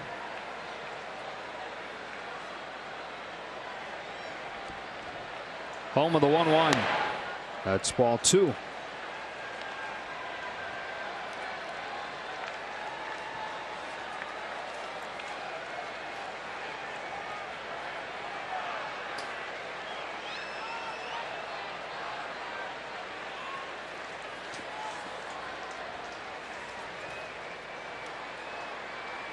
On a 2-1 pitch, Marte pulls it to the right side, base hit. Dyson, one of the fastest runners in the majors. Bellinger's thrown out in time, and the game is tied. 2-out RBI single for Ketel Marte after the 2-out double from Dyson, and we're tied at 3 in the 7th. Fastball, he finds the hole. Got a round on that one. They had a shot with Cody Bellinger, but the ball kind of leaks a little bit on him. That would have been an amazing throw if Cody throws him out at the plate. You would have heard the MVP chants even louder. Instead, it's 3-3. Dave Roberts, it appears, leaving Buehler in for LeCastro. This is a big spot here.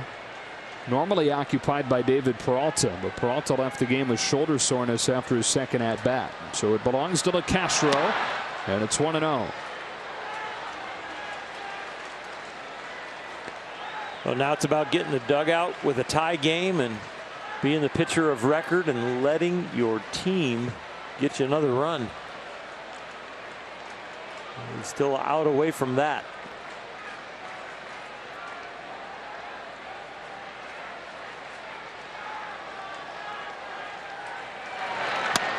Cut and a miss, 1-1.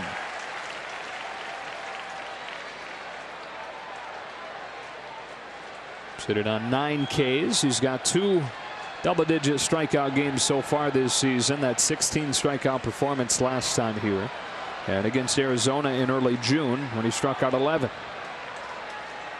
Here comes his 1-1. Strike 2 on LeCastro.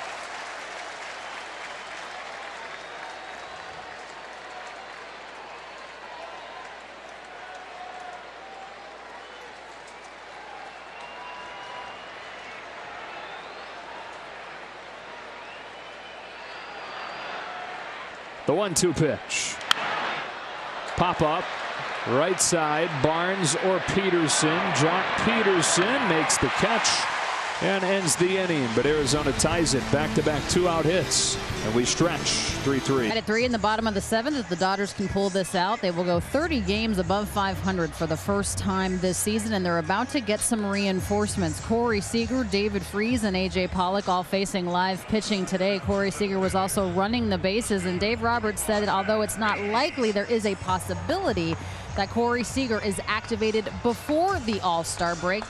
David Freese will be activated either Friday or Saturday before the break, and A.J. Pollock still plans on participating in some games during that break and should be activated right after the All-Star break, guys. So getting some reinforcements back.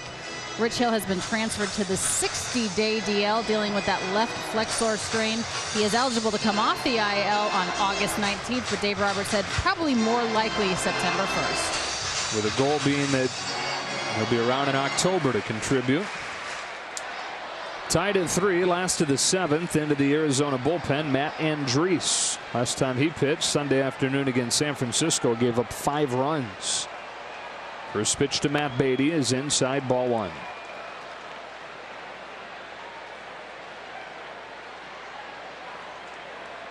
Andriese has pitched 6 1/3 innings against the Dodgers this year over 4 games and not given up a run.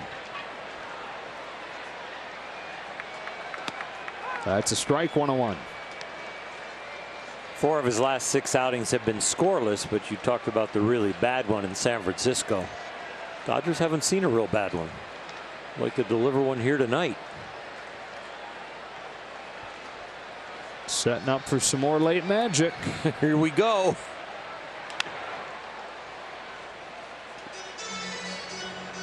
The 4 consecutive walk-off wins.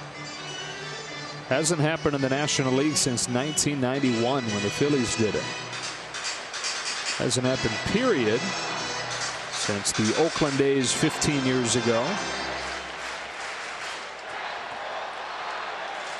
Beatty started that streak with a walk-off home run on the Friday night against Colorado last homestand.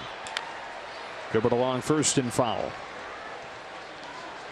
And Justin Turner, who sat out last night's game with lingering soreness in that arm after getting hit by the pitch on Sunday, has batting helmet on and on one of the tablets, taking a look at perhaps some Matt Andriese data and footage. That makes me feel a lot better right there, seeing him with his equipment on. Beatty down swinging, 1 gone. There was no evidence of Justin Turner looking like he was going to be in a game last night. Kyle Garlick came up in a situation where we thought it would have been Justin's at bat, and he did not even move from the bench.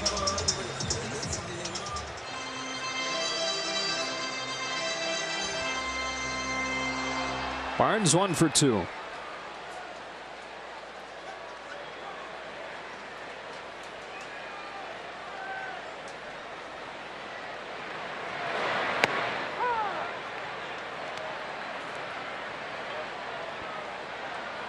Pitcher's spot due next, and Edwin Rios is in the on-deck circle.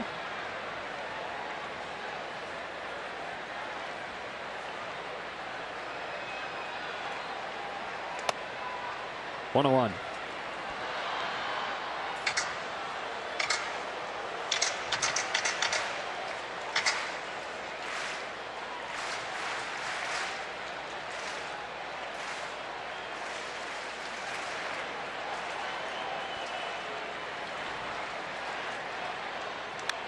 Foul back. Barnes behind 1-2.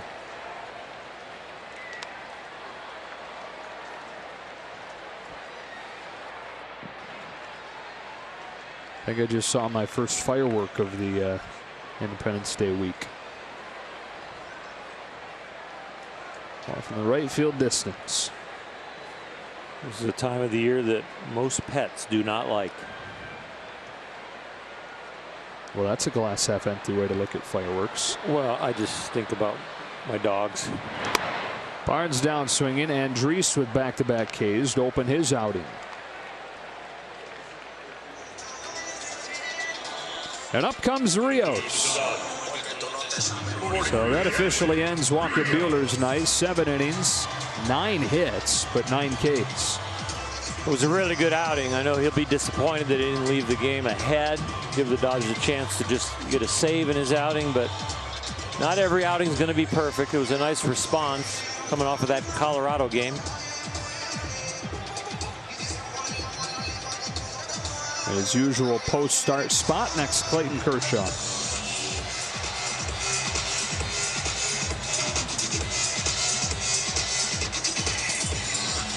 Rios pinch hitting, 3 for 12 in his first week in the majors.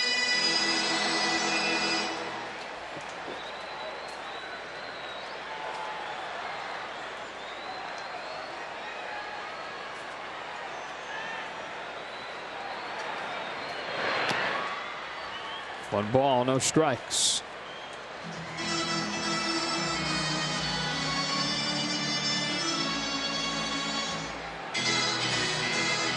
Edwin said he's kind of lived his dream twice, making that major league debut in Denver and then debuting at Dodger Stadium last night.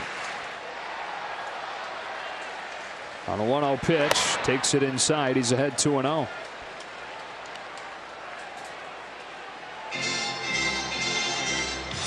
When you appear in a road game, it's not like an exhibition game, but it does feel like a little different out-of-body experience. But when it's a home game, that's a little different. I understand what he means by experiencing the dream twice. Got that white jersey hanging in your home locker. 2-0. Chased a high fastball, 2-1.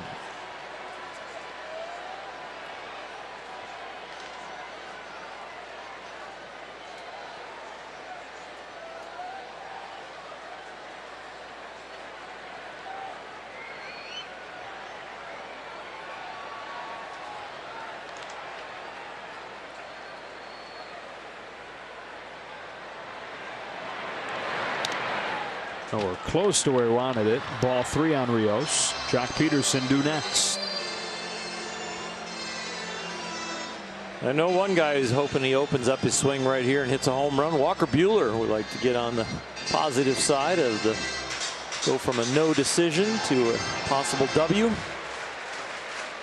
Sat in that seat and been frustrated about giving up the late run and then just pulling for your offense because that's all you have left to do. On a 3-1 pitch, Rios takes it very high, ball 4.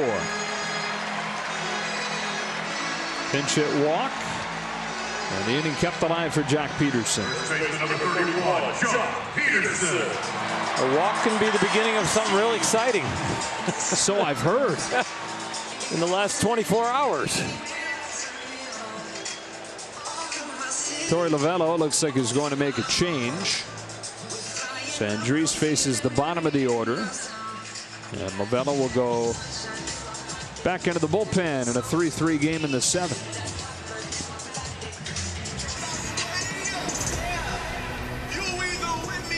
Back here at Dodger Stadium, and with the left-handed batting Jock Peterson due up, Torey Lovullo goes to Andrew Chafin, and in a bigger surprise, it looks like Dave Roberts is going to keep Jock Peterson up to hit. A 2-out man on first, give Jock a chance here and save the key bullet, which would be Justin Turner's bat. JC ready to go, but not being called on right here.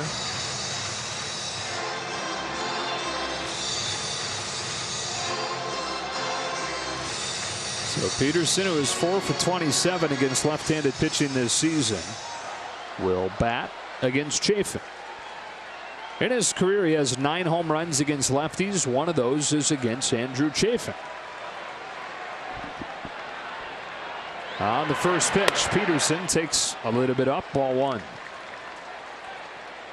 Left-handed hitters like Jock get the fastball and the slider from Chafin. It's almost a 50-50 break. One or the other.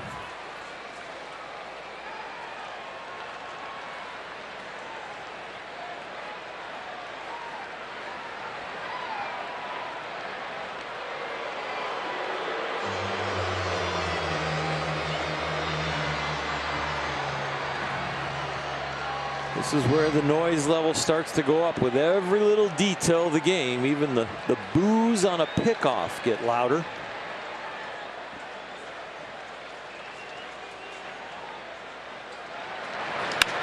Peterson muscles one into left for a base hit. Hanging in against a lefty and pushing one to left field to put the go-ahead run into scoring position.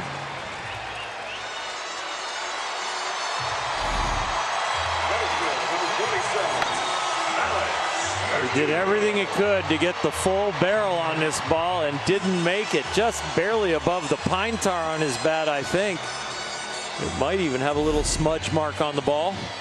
Those are the ones where you like to say, "Get off me, ball." Exactly. Right?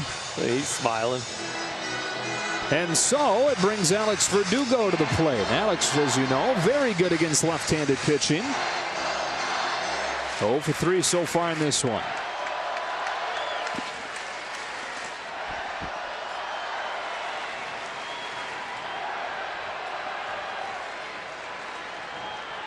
Chafin deals. Verdugo jumps out of the way. Ball 1.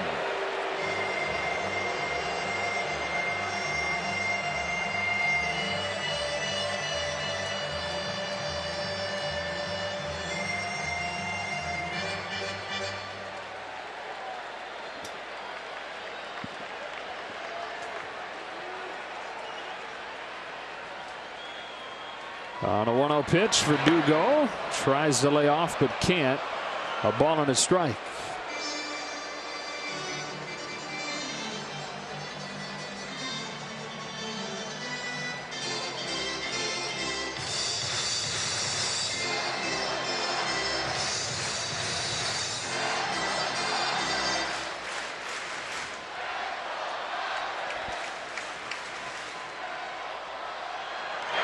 In the dirt and gets away.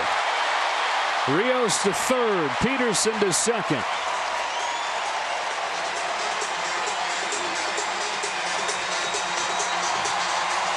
Here comes that noise.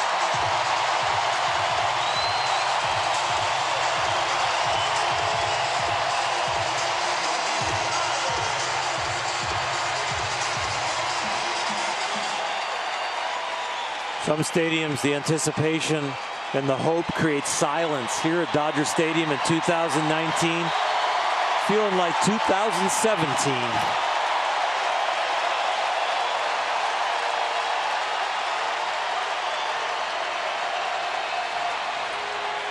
Alex Verdugo, 2 gone in the 7th. Takes a strike. Nice pitch from Chafin, 2-2.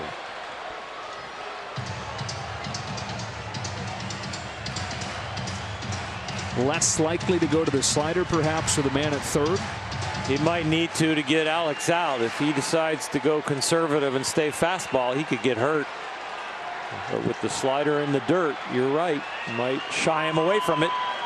2-2. Verdugo swings and misses. He did go to that, and it got Verdugo to end the inning. We'll take home a Fernando bobblehead presented by San Manuel Casino. Visit Dodgers.com/promotions for more information. Tied at 3, 8th inning, and a pitching change from Walker Buehler to Pedro Baez, brought to you by BioFreeze. Baez pitched last night as well and had a scoreless 7. Part of a really good night for the Dodger bullpen. They have 4 1/3, only gave up 1 hit last night, set it up for the walk-off. They're starting to hit their stride. A lot of Dodger fans don't want to hear about their turnaround, but they actually are. It was a solid June for them, and they are getting better, and they're starting to shake through the pieces. Joe Kelly was part of that shutout of innings last night, and that's a very good sign. Tough ask of Baez here with the heart of the order coming up. Escobar, Walker, and Lamb. Eduardo Escobar takes ball 1 high. Now the trade deadline, and again a hard deadline, just a few weeks away now. And this is an area that the Dodgers will look to address. And part of what's happening right now, though, is they're figuring out who they can trust and who perhaps they need to get somebody to take the place of.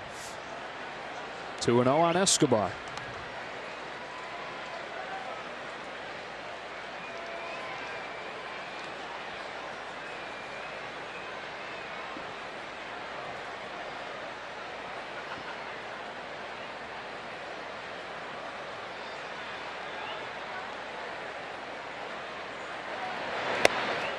Two and 1. There's always been a few surprises at the trade deadline, and then there's always been a few surprises on the postseason rosters.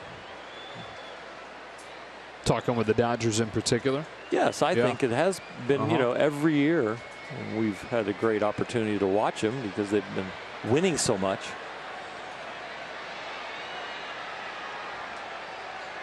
It's a lot different to construct a roster for a 162 game season. It's another thing to construct it for a short series, and especially against a particular team. So those decisions, trade deadline decisions, come down to the wire, and so do postseason roster decisions go down to the wire. 2-2. Yeah, it's interesting because to tailor your moves to an individual team in the National League, the Dodgers are the team that the other teams are going to tailor their moves to. If you're the Dodgers, what National League teams are you tailoring your moves to? Yeah, you've really got to cover all your bases and maybe look at particular teams that you think might push through. But you're talking about the class of the league when you're talking about the Los Angeles Dodgers, and it would seem like to get to the World Series, you're going to have to go through LA. Baez gets Escobar.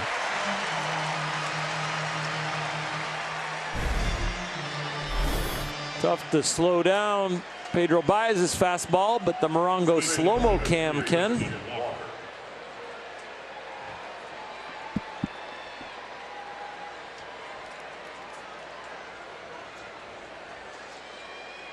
One gone, 8th inning. Here's Christian Walker.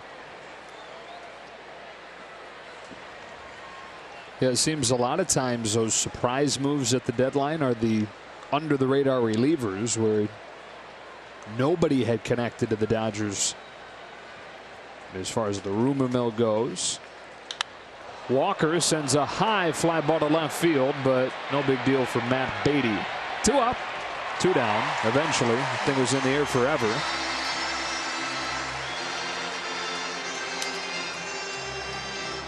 Josh Fields and Tony Cingrani a couple years ago.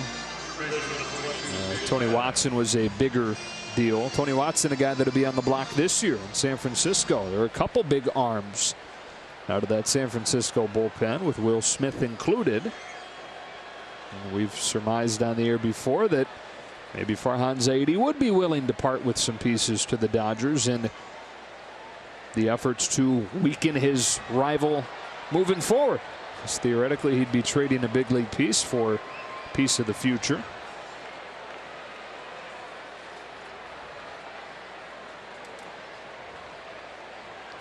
Who knows? It'll be fun to find out, though.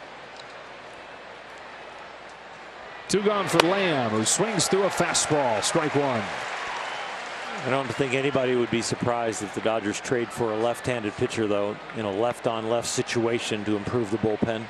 Scott Alexander gets both people out, but doesn't really have a dominant left-handed breaking ball. The guy right down there now, who might end up in the rotation, who knows, is Julio Urias. That is your #1 left-on-left situational guy as far as a left-hander. But you sure would like to have somebody with a wipeout breaking ball.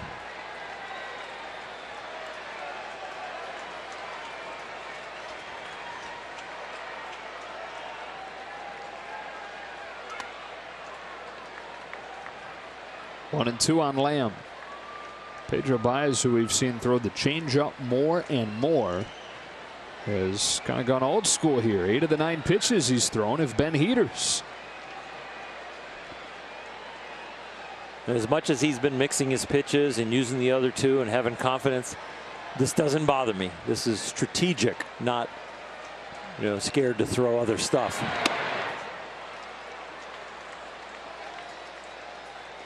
He seems to get the heavy lifting out of the Dodger bullpen, meaning the high leverage against the meat of the order.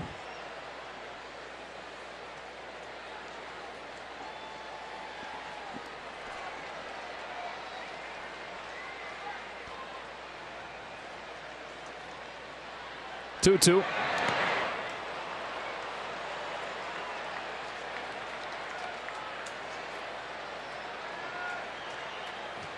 Spike the changeup right there. Tie game, 3-2. You don't have to give in with a fastball right here. In some ways, you've got 2 hitters to get 1 out. You don't want to look back at a 3-2 pitch and think, I just shouldn't have just pulled the trigger just on the fastball. I should have put some other pitches in the equation.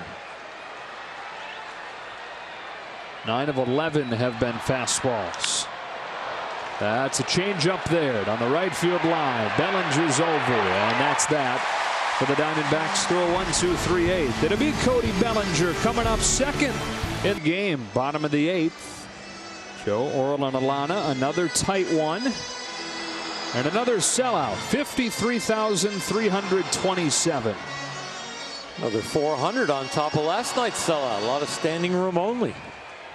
On a Tuesday and a Wednesday night. Just fantastic support. Awesome fans. Andrew Chafin to Chris Taylor, who looks at a strike. They're getting treated to another tight game. This should be the 9th time out of the last 12. If it stays like this, 9th time out of the last 12 home games that it's been decided by 2 runs or 1. Taylor behind 0-2.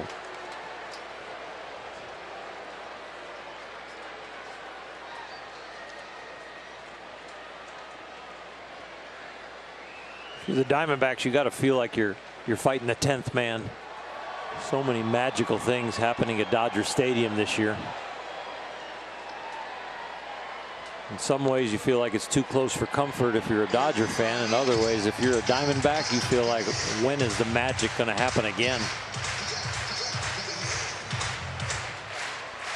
It's also started to get to that point like it was in 2017 where you almost knew they were going to find a way. It's kind of a question of who it was going to be on a given night. On a 1-2 to Taylor, he cracks a liner to third, caught by Lamb.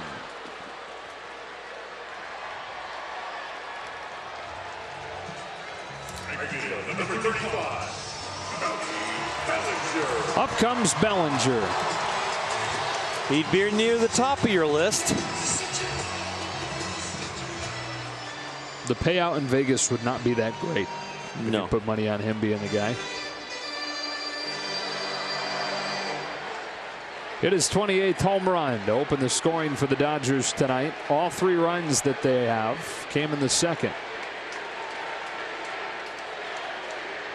First one from Chafin is a breaking ball that he tried to hit to Pasadena. Strike 1.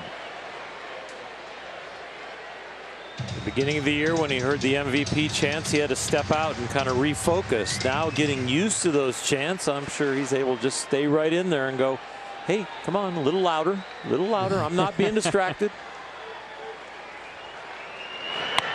Those have kind of become the sounds of the summer when he's up to bat.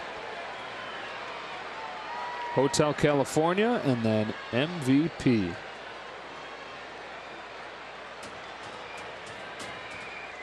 In an 0-2 hole here.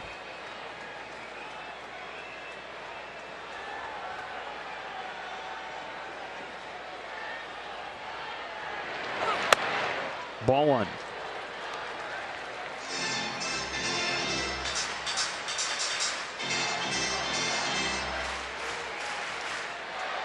Got a lot of confidence in the slider. Got him out of the jam with Verdugo to chase. Got to believe he might go there right here against Cody. Wow. What an emergency hack. Cody in a posture and a stance to protect the outer path of the plate, and he just had to really shorten up to get a piece of that fastball in. They went complete opposite side of the plate than I thought and Cody thought.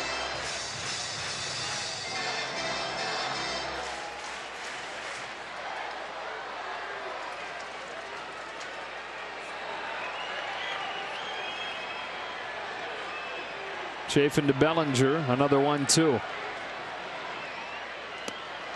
Did he go? He did. 2 gone.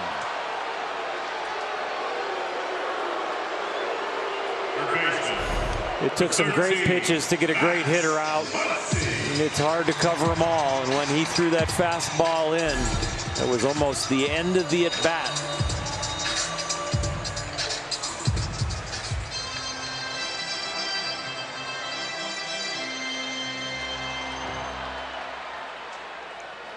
Jock Peterson or Max Muncy.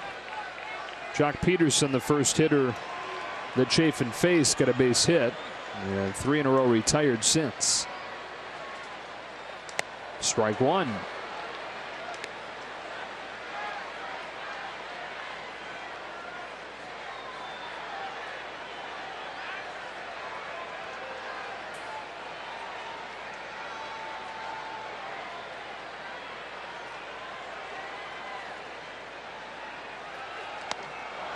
Oh, and 2. Chafin's on his game. He's got both lanes with the fastball. He's got a biting slider, and he's not missing his spots.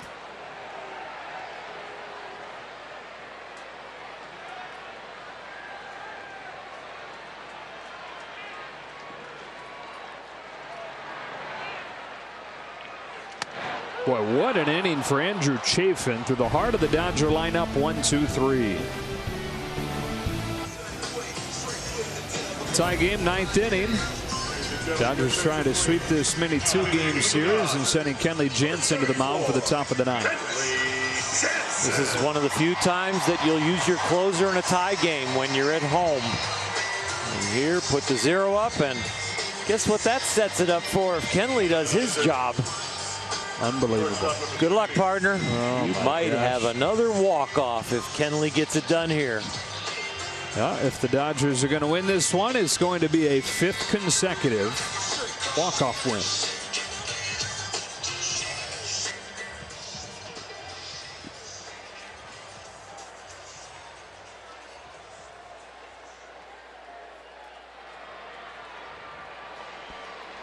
Bottom of the order, Ahmed Kelly in the pitcher's spot.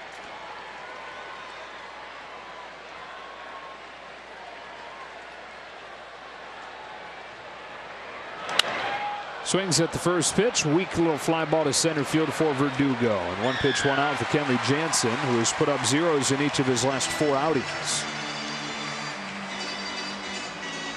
Kenley's doing a much better job taking that big body of his straight down the drive line towards the hitter and the glove. That has brought back some velocity and some late movement.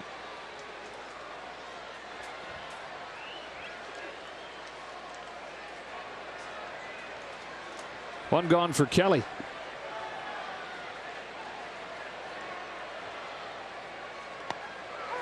Another new one. Dodgers win here tonight.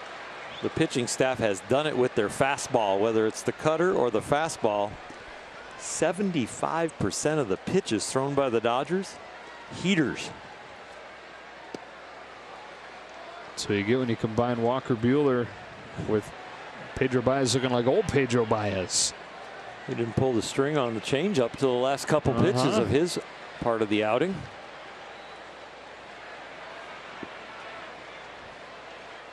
Tie game in the 9th. Here's a 1-1. Kelly swings, foul tips a slider, 1-2. Ken, they heard your scouting report on Dodger pitching tonight. Yeah, he's like, oh, I got him set up for the breaking ball.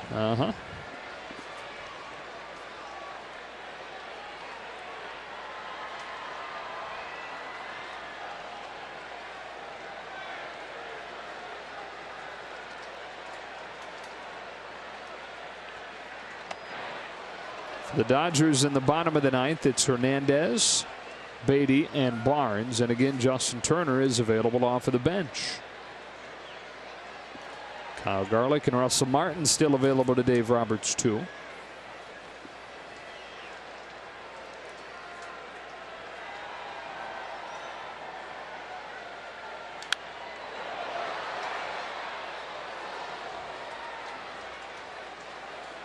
That last pitch is one of the best cutters he's thrown all year. 93, a velocity where he likes it. Late movement right on the corner. It's a very good sign for the big fella.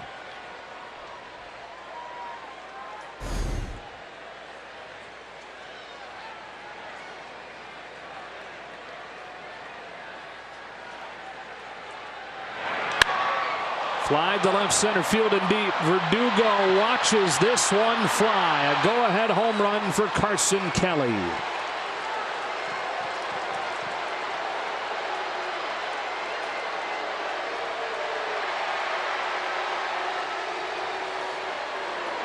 Kelly's 10th of the season gives the Diamondbacks a 4-3 lead in the 9th.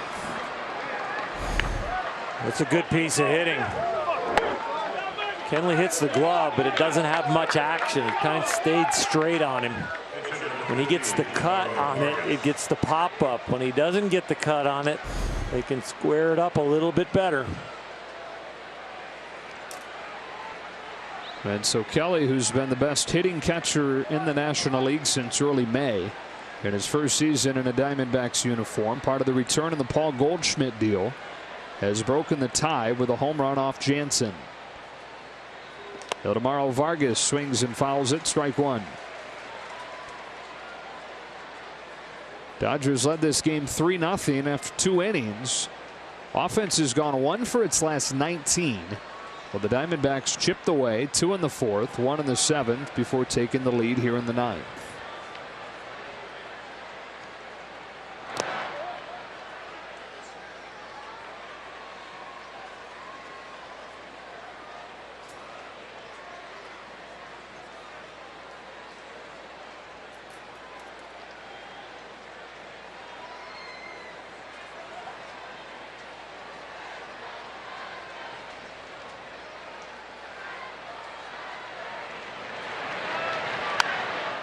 One and two.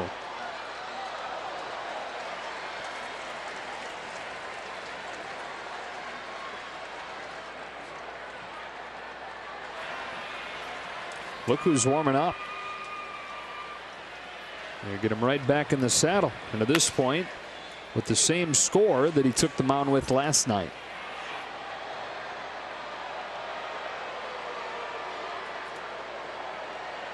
I guess you just confront your demons very quickly. And he's your guy. Chafin has thrown the ball so well, but he's gone back-to-back days, and 9 pitches yesterday for 2/3 of an inning. 19 pitches here tonight, 14 strikes for an inning and a third. And he is done. He is resting on the rail and on the hook for a possible W.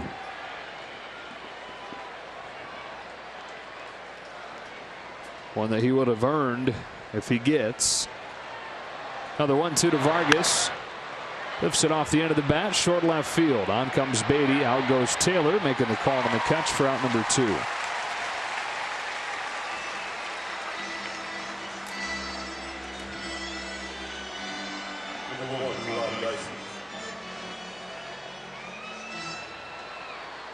Well, Dyson in the 7th inning with a 2-out double against Walker Buehler.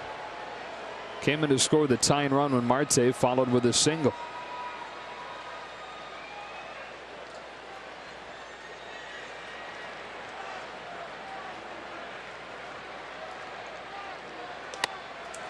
Strike one.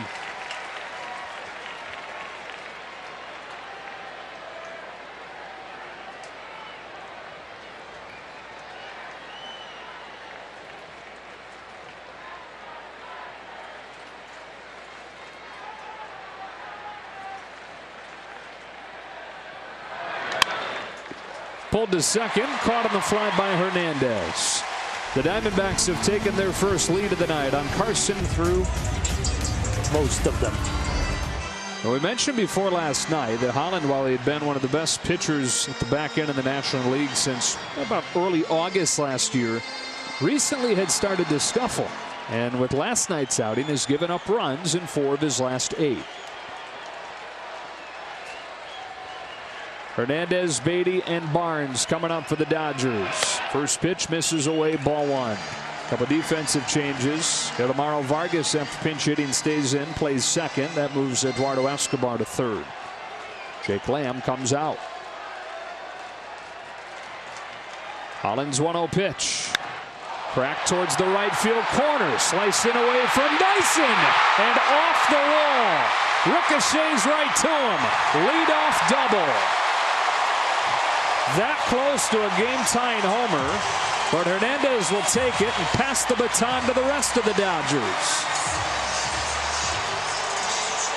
Enter the 10th man.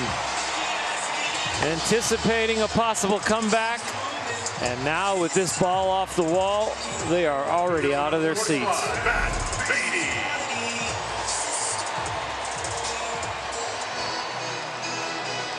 And look who's on deck.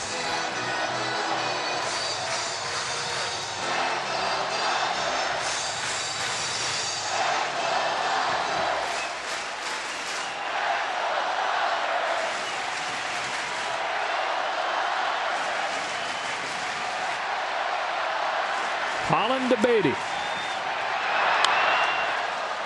Strike one.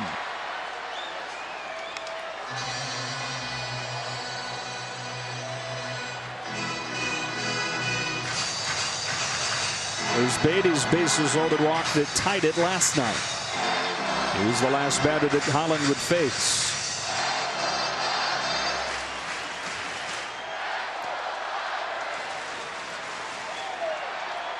Less than 24 hours after. Holland right back at the scene of the crime. Home with an 0-1. Beatty rips it inside the bag. This game is tied. Beatty hangs on with a single. Throw back to first late. It's happened again.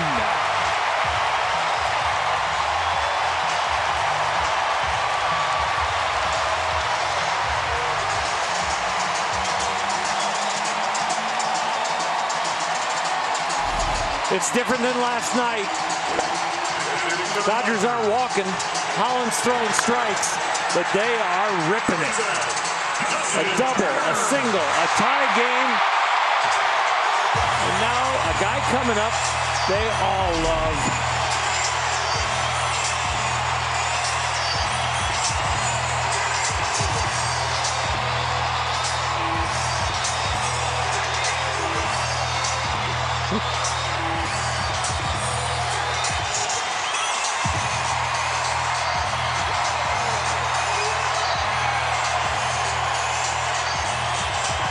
On his bobblehead night, that is as loud of a roar as you're ever going to hear for a guy just simply being introduced. Turner off of the bench, winning run at first, nobody out in the ninth. Inside, it almost hit him. He's been a ball magnet.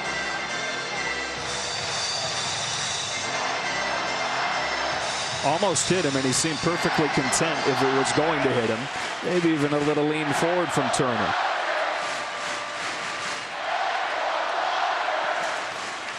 Fouls it back 1-1.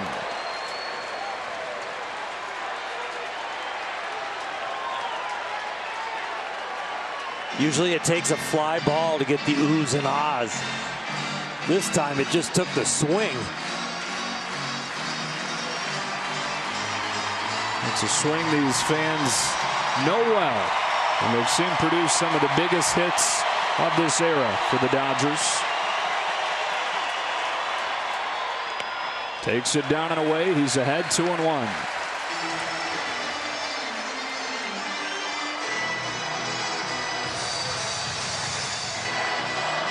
Not again, Greg Holland's thinking.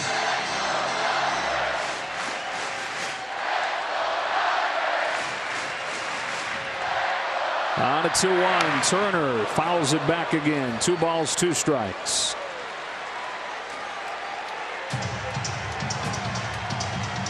For a guy who wasn't ready to go last night because of getting hit on that front elbow, he looks very comfortable in the box.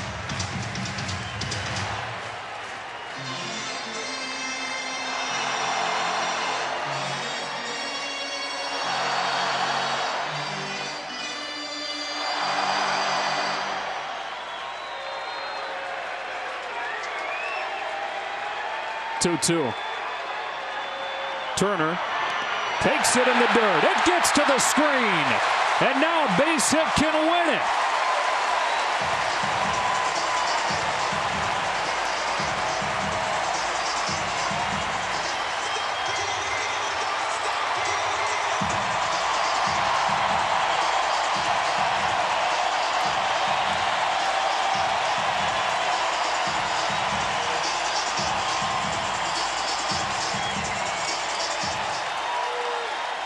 This is one special place.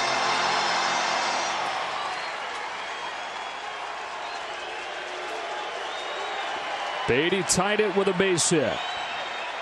Now Turner takes strike 3.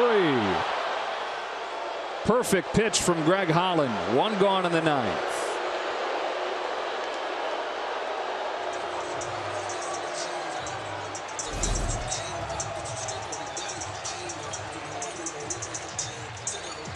Right on the corner. Perfect height, hollow of the knee. Tough pitch to expect from a guy who has completely struggled with his command.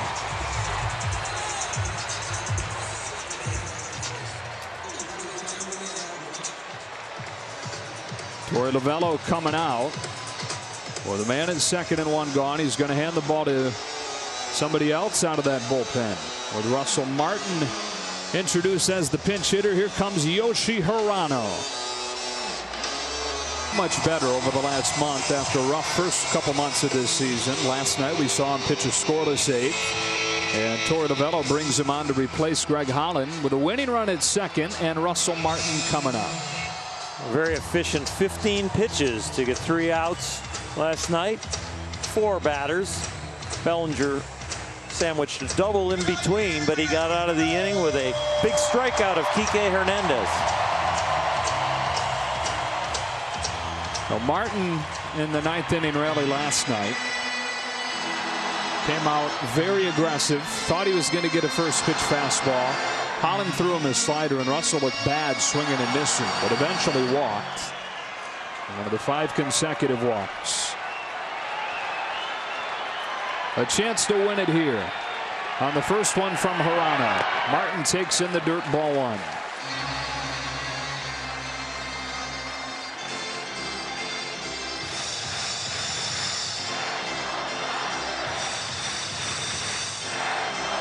They've won 7 in a row here at home, 30 out of the last 35, and it feels like they got another one in store for us.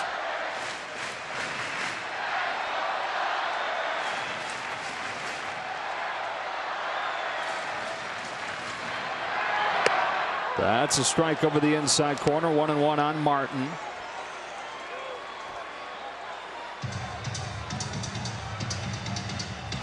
Played more games in a Dodger uniform than anybody on the roster. Back for his second stint as a 36-year-old in his 14th major league season. 9 years after he played his last game of his first stint here. On a 1-1 pitch. Watches a change in for a strike, 1-2.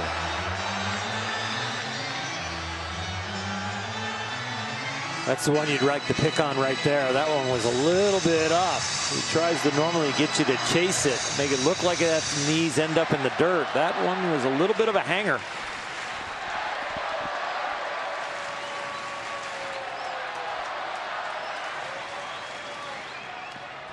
Took this one, and the count evens up. Russell Martin grew up going to games at Olympic Stadium in Montreal with his dad.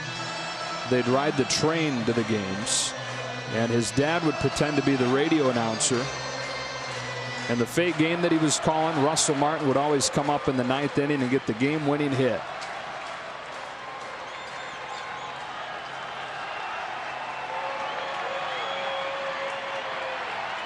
Beatty at second, one gone, 4-4 ninth inning. The 2-2 is low, and the count goes full. On deck, Peterson.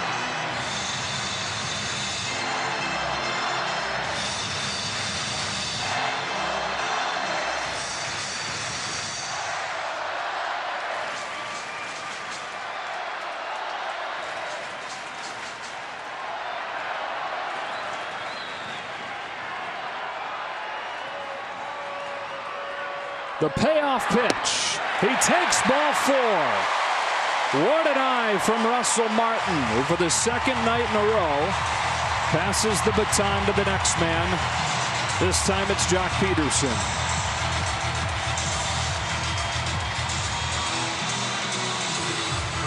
Number 31, Jock Peterson.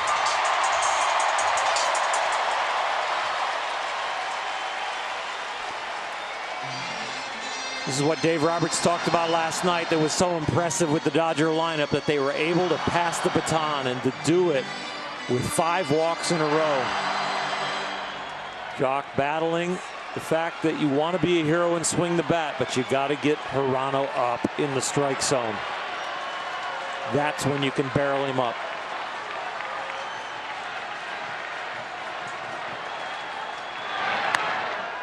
Caught the corner with a splitter. Strike one.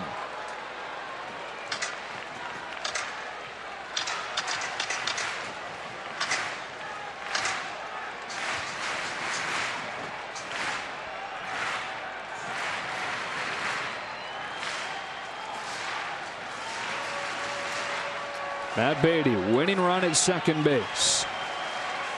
On an 0-1 pitch, Peterson takes a fastball for a strike, and it's 0-2.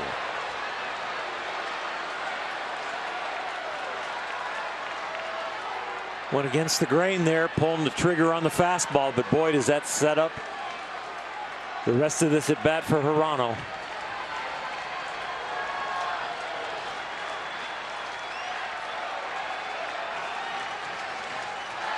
Verdugo due next. 0-2 on Jock Peterson. Hirano delivers. Peterson tries to lay off and does. Ball one. The Dodgers have 7 walk-off wins this season. Jock Peterson supplied the first with a home run on Jackie Robinson Day to beat the Cincinnati Reds. 7 walk-off wins before the All-Star break, and looking for an 8th.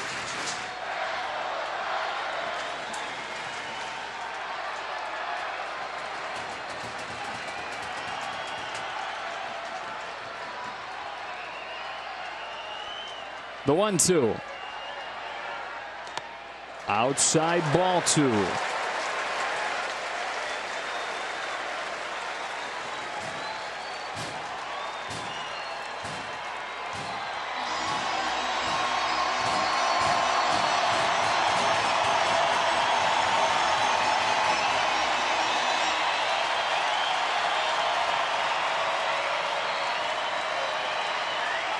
He showed good discipline on one split in the dirt. I think he's going to have to show that discipline again.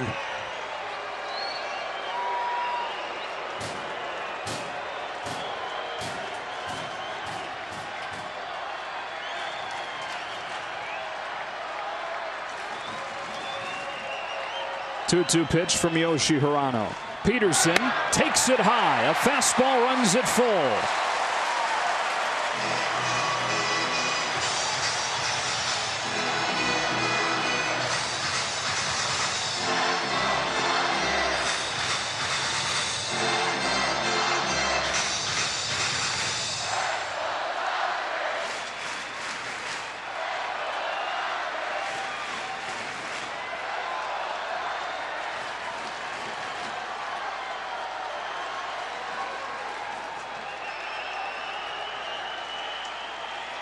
The payoff.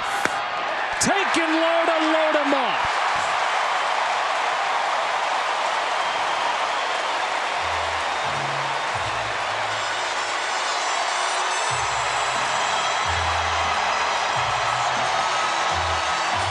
And here comes Alex Verdugo.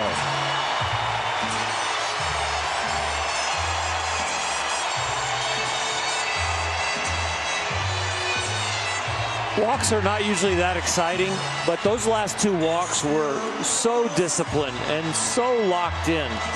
Russell Martin doing it against the split finger, and Jock Peterson against the fastball.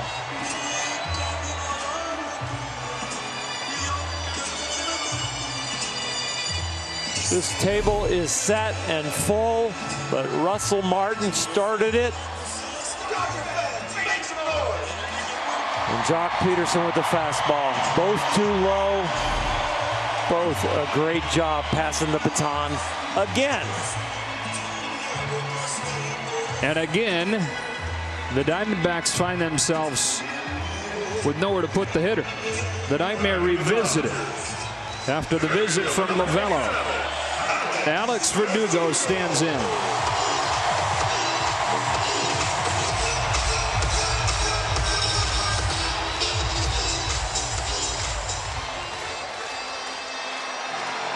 Calmly took a walk last night.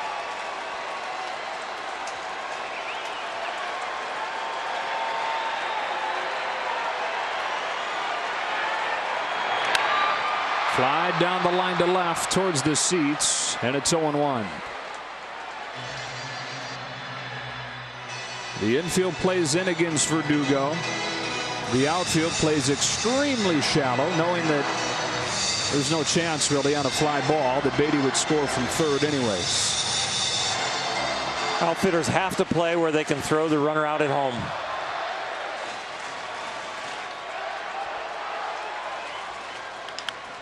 Bounce to second. There's 1 and 2. A double play to send it to extras.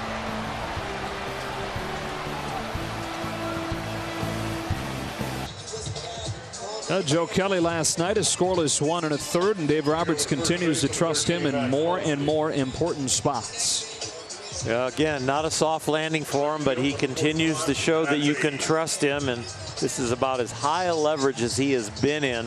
If you can eliminate the first part of May and all of April, since May 8th, he has an ERA in the low 2s. So you look at the 5.97 and you go, no way, but he is starting to get it together. And there's no better night than tonight to show that he's ready for prime time than to post a 0 here in a tie game in the 10th. And wholesale defensive substitutions for the Dodgers. Justin Turner stays in and plays third, and that starts the domino effect of Muncy moving to first, Peterson moving from first to left, Beatty from left to right, and Bellinger from right to center. And as Alex Verdugo comes out, and what will be a double switch, so the pitcher's spot now second in the Dodger lineup. 2, 3, and 4 here for the Diamondbacks against Joe Kelly. Ketel Marte tied the game with an RBI single in the 7th and is 3 for 4 tonight. What a game. Both teams getting one in the 9th inning. Kelly starts him with a curve for a strike. Arizona got its run on a home run from Carson Kelly against Kenley Jansen. 12 of the 15 runs Kenley's allowed this year have been off homers. And the Dodgers tying it. Back-to-back hits to open the bottom of the 9th. Double from Hernandez and a single from Beatty.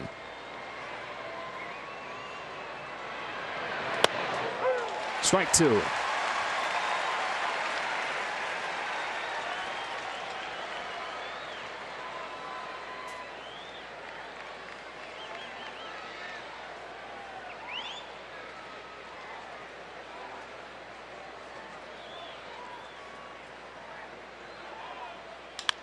Back to the curve. Weekly bounces second. Hernandez shovels on to Muncy. 3 well-executed pitches, starting out with a breaking ball, then a high fastball, and then back to a low breaking ball that he hit Russell Martin's glove with.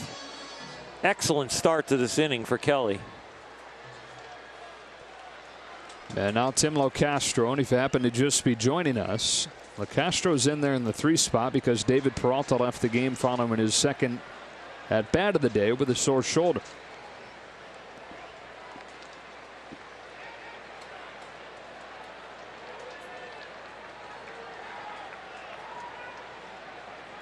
Here comes Joe Kelly.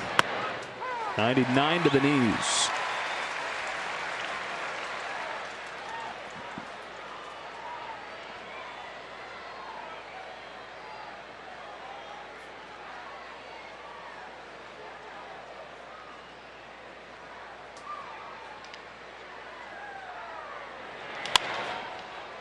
Oh, and 2.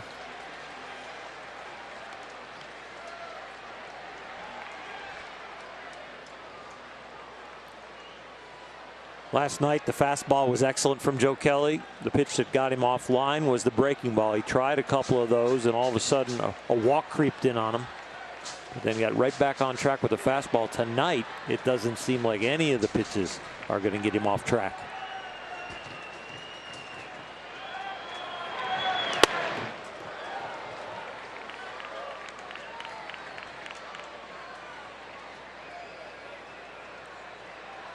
It was a ball, but he got a fist pump from his catcher like, nice pitch.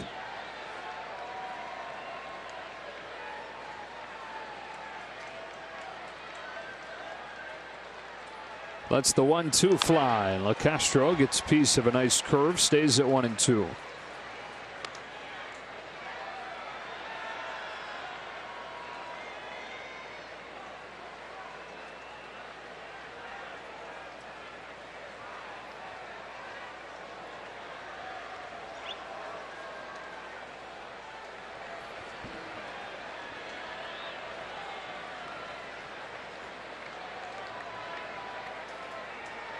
Another 1-2 pitch. Kelly got him swinging. He's got them all working. That's a changeup down low, exactly where Russell Martin wants it. You see him brushing the dirt. 88 right down the middle. And you've got his stuff, Walker Buehler's stuff. You don't have to force guys to go east and west. Going north and south is good enough. Keep it on the plate, make them swing the bat, put it in a tough place to hit. That's a changeup. We haven't seen him throw much over the last couple outings. Brings it back in to get LeCastro. Now the bases are empty with 2 gone for Escobar.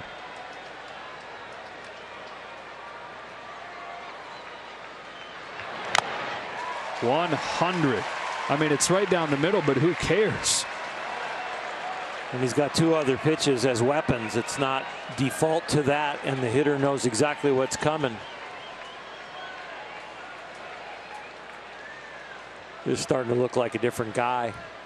The guy we saw in a Boston uniform that performed so well.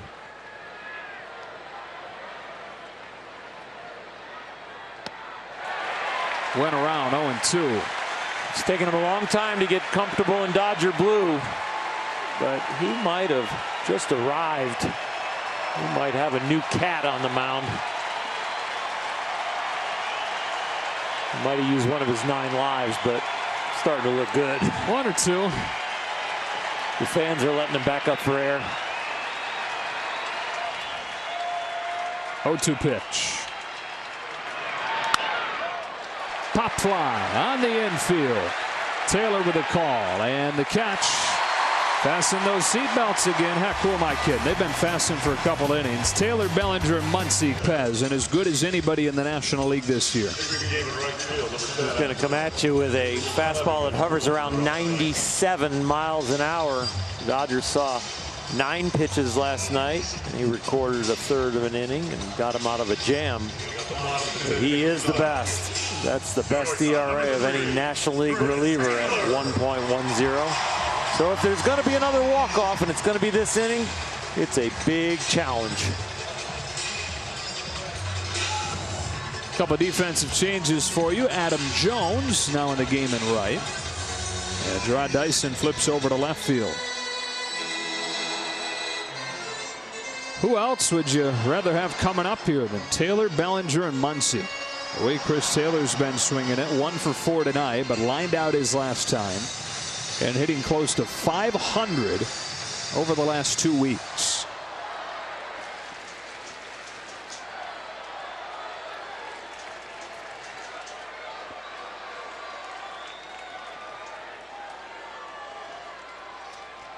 Lopez comes home. Taylor shoots one down the line, and it's 0-1. Taylor tripled against Lopez last night. We're stranded at third. Dodgers had a couple opportunities late in that game before eventually cashing in with 5 walks in the 9th.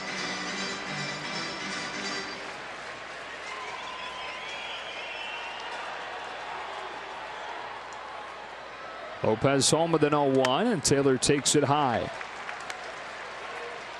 If you're wondering about the last team to record 5 consecutive walk-off wins, it's actually the same team that it's the answer to who recorded 4 walk-off wins in a row last. 2004 Oakland A's did it 5 games in a row.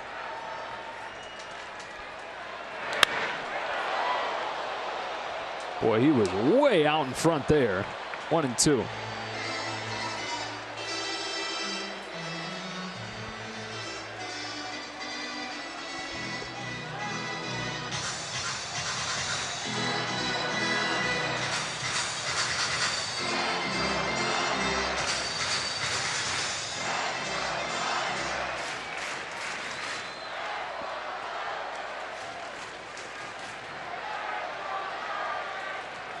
Taylor starting the 10th and swinging through a fastball for the first out.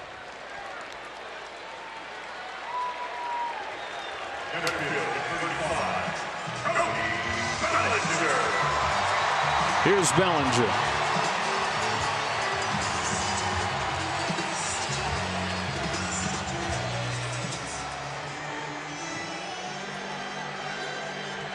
Lopez, a tough guy to string hits together against. 33 innings now, only 19 hits. So one swing would be pretty nice. Power against power. First pitch outside.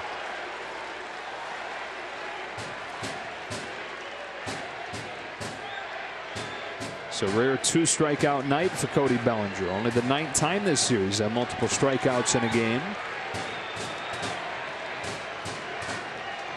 On a 1-0 from Lopez, Bellinger hammers the ball. It's Bellinger's turn.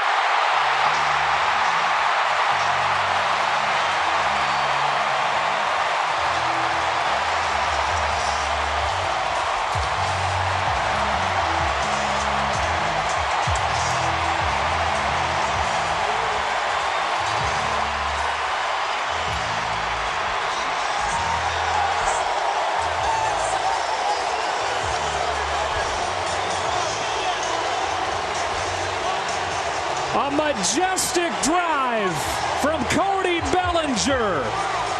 The MVP chants rain down, and it's happened again. The record-tying home run earlier was his longest of the year. This one is in the race. 442 feet. Power against power. The bat won. And the Dodgers won for the 5th consecutive time in walk-off fashion. A 2-home run game. He knew it when it left the bat. 29 this season for Cody Bellinger. And our Lexus play of the game.